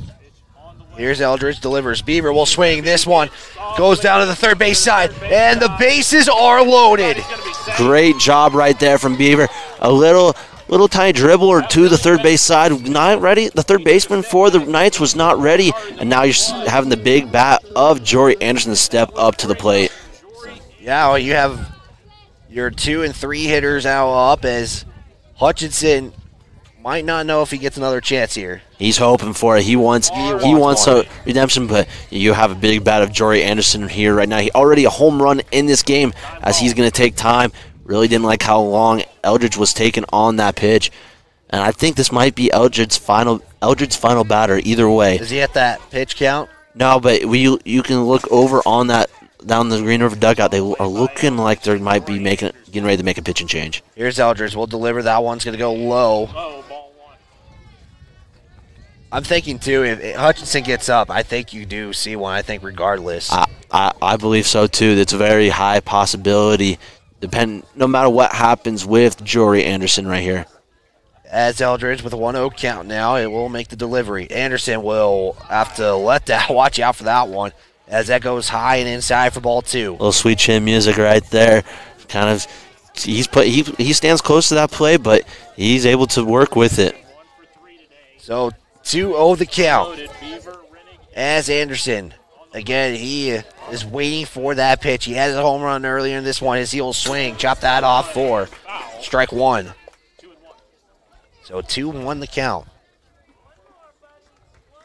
So Anderson again. That's an even count across the board for Anderson, as he expects Eldridge pitch here anytime soon. Eldridge is in the windup. As bases are loaded, Eldridge winds up, delivers this pitch, and it's going to be a swing, a ground ball right through the hole, and it's going to be safe at second. Safe at second. A run comes in. Great job from Jory Anderson moving a run, and now it's a 14-4 ball game. Interesting to see what's going to happen out here for Green River. Green River head coach walking that dugout, trying to think of what he's doing, as Nathan Hutchinson is going to come to the plate here, as Eldridge is at 98 pitches so far in the day. So, I mean, this could potentially be his last batter here. Is Hutchinson will let that first pitch go by for ball 1. So if the Raiders score, we have another inning of play. We do, and that would be a big crucial thing for them here, as they have only mustered up one run per inning. They've never gotten 2, so that's what Hutchinson is hoping to do here. Change the tides. That's going to be a high fly ball to the outfield. And that will end the Raiders season. It's gonna come to the end, as the Green River Knights have a state tournament berth and will play tomorrow. But like you said, the Riverton Raiders season is over. And we'll step aside for a quick break here, and we'll be back after this timeout. Hello, Fremont County. Hey folks, it's firewood season again. For all of your chainsaw needs, check out the Baldwin Creek Rental Center. Need a chain sharpened, or maybe a new chain? We can help. Is your old saw getting tired? We sell and service a complete line of Makita power tools. So for everything chainsaw, think Baldwin Creek Rental Center. Stop out and see us at 675 Baldwin Creek, or give us a call at 335-8750. I'm John Shade, your Edward Jones financial advisor. Financial investments are very important, but so are the investments of time, patience, and encouragement of our young athletes from their coaches, teachers, and mentors. That's why Edward Jones is a proud sponsor of the Lander Tigers on KOVE. Call John Shade or stop by my office at 824 West Main Street for all your investment needs. Edward Jones, making sense of investing. Member SIPC. Back here on KOV 1330 AM, 107.7 FM, streaming online on our County 10 YouTube channel. The Riverton Raiders season has come to an end with a final of 14-4 with a chance to extend the game for at least one more inning, but a pop out to the center field will end their season here, Jackson. And yes, it's sad that the Riverton Raiders season does come to an end, but at the end of the day, this is a very young squad. They are only moving on and possibly from none, but Jory Anderson might be the only player moving on. He is going to college this next year. He has the opportunity to return next year. We don't know what his future plans are, but this is a great job. This team is young. It has another year to build, another offseason. This is you win the Southwest Conference. It's a good momentum booster. So this is something that you can work on during the offseason. You showed a lot of potential throughout the season. That's something that's going to be crucial to work on. So yes, sad ending to the season. It's no doubt about it. You come in number one and you lose two straight, not going to the state tournament. But you do see a lot of potential to work on at the end of the day, which is a crucial part of the game of baseball. Yeah, I mean, a whole season, off season to improve. I mean, again, like you said, this whole team, pretty much this entire team's coming back next season. Exactly. That is the shining bright spot of this loss, is that you have time to improve. You have time to mold more and more of these guys, and that's not even talking about the B team that's below them that has a great opportunity here. And again, the season ends for the Raiders. It's 14-4, your final. So Green River will represent the Southwest at the state tournament. They will play level for the number 3 seed tomorrow. As again, Cody and Powell will play for the championship matchup here. And I mean, any last thoughts, Jackson, before we call it? I just want to thank Green River for having us. Great tournament out here. They did a great job playing with the rain. Weather has played a couple issues, but great season from everyone. Want to thank everyone who's allowed us to come call from the Riverton home up to Powell when we called the Powell tournament. A couple different places we have gone since, but we just want to thank you, and a great season for the Raiders nonetheless. Not the end of the season they wanted, but a great season throughout. It showed a lot of potential. Yeah, and I want to, again, thank you to the Riverton Raiders for allowing us to do this broadcast, let us cover them this season. We couldn't thank them enough to let us call some baseball, because I know you're a baseball guy, and I mean, appreciate you for letting me do this with you. So, Jackson, thank you so much as we do the fist pound and everything. For County 10, I'm Wyatt Barichka. Stay tuned for a recap on county10.com. Thank you guys for tuning in. We'll be back next year.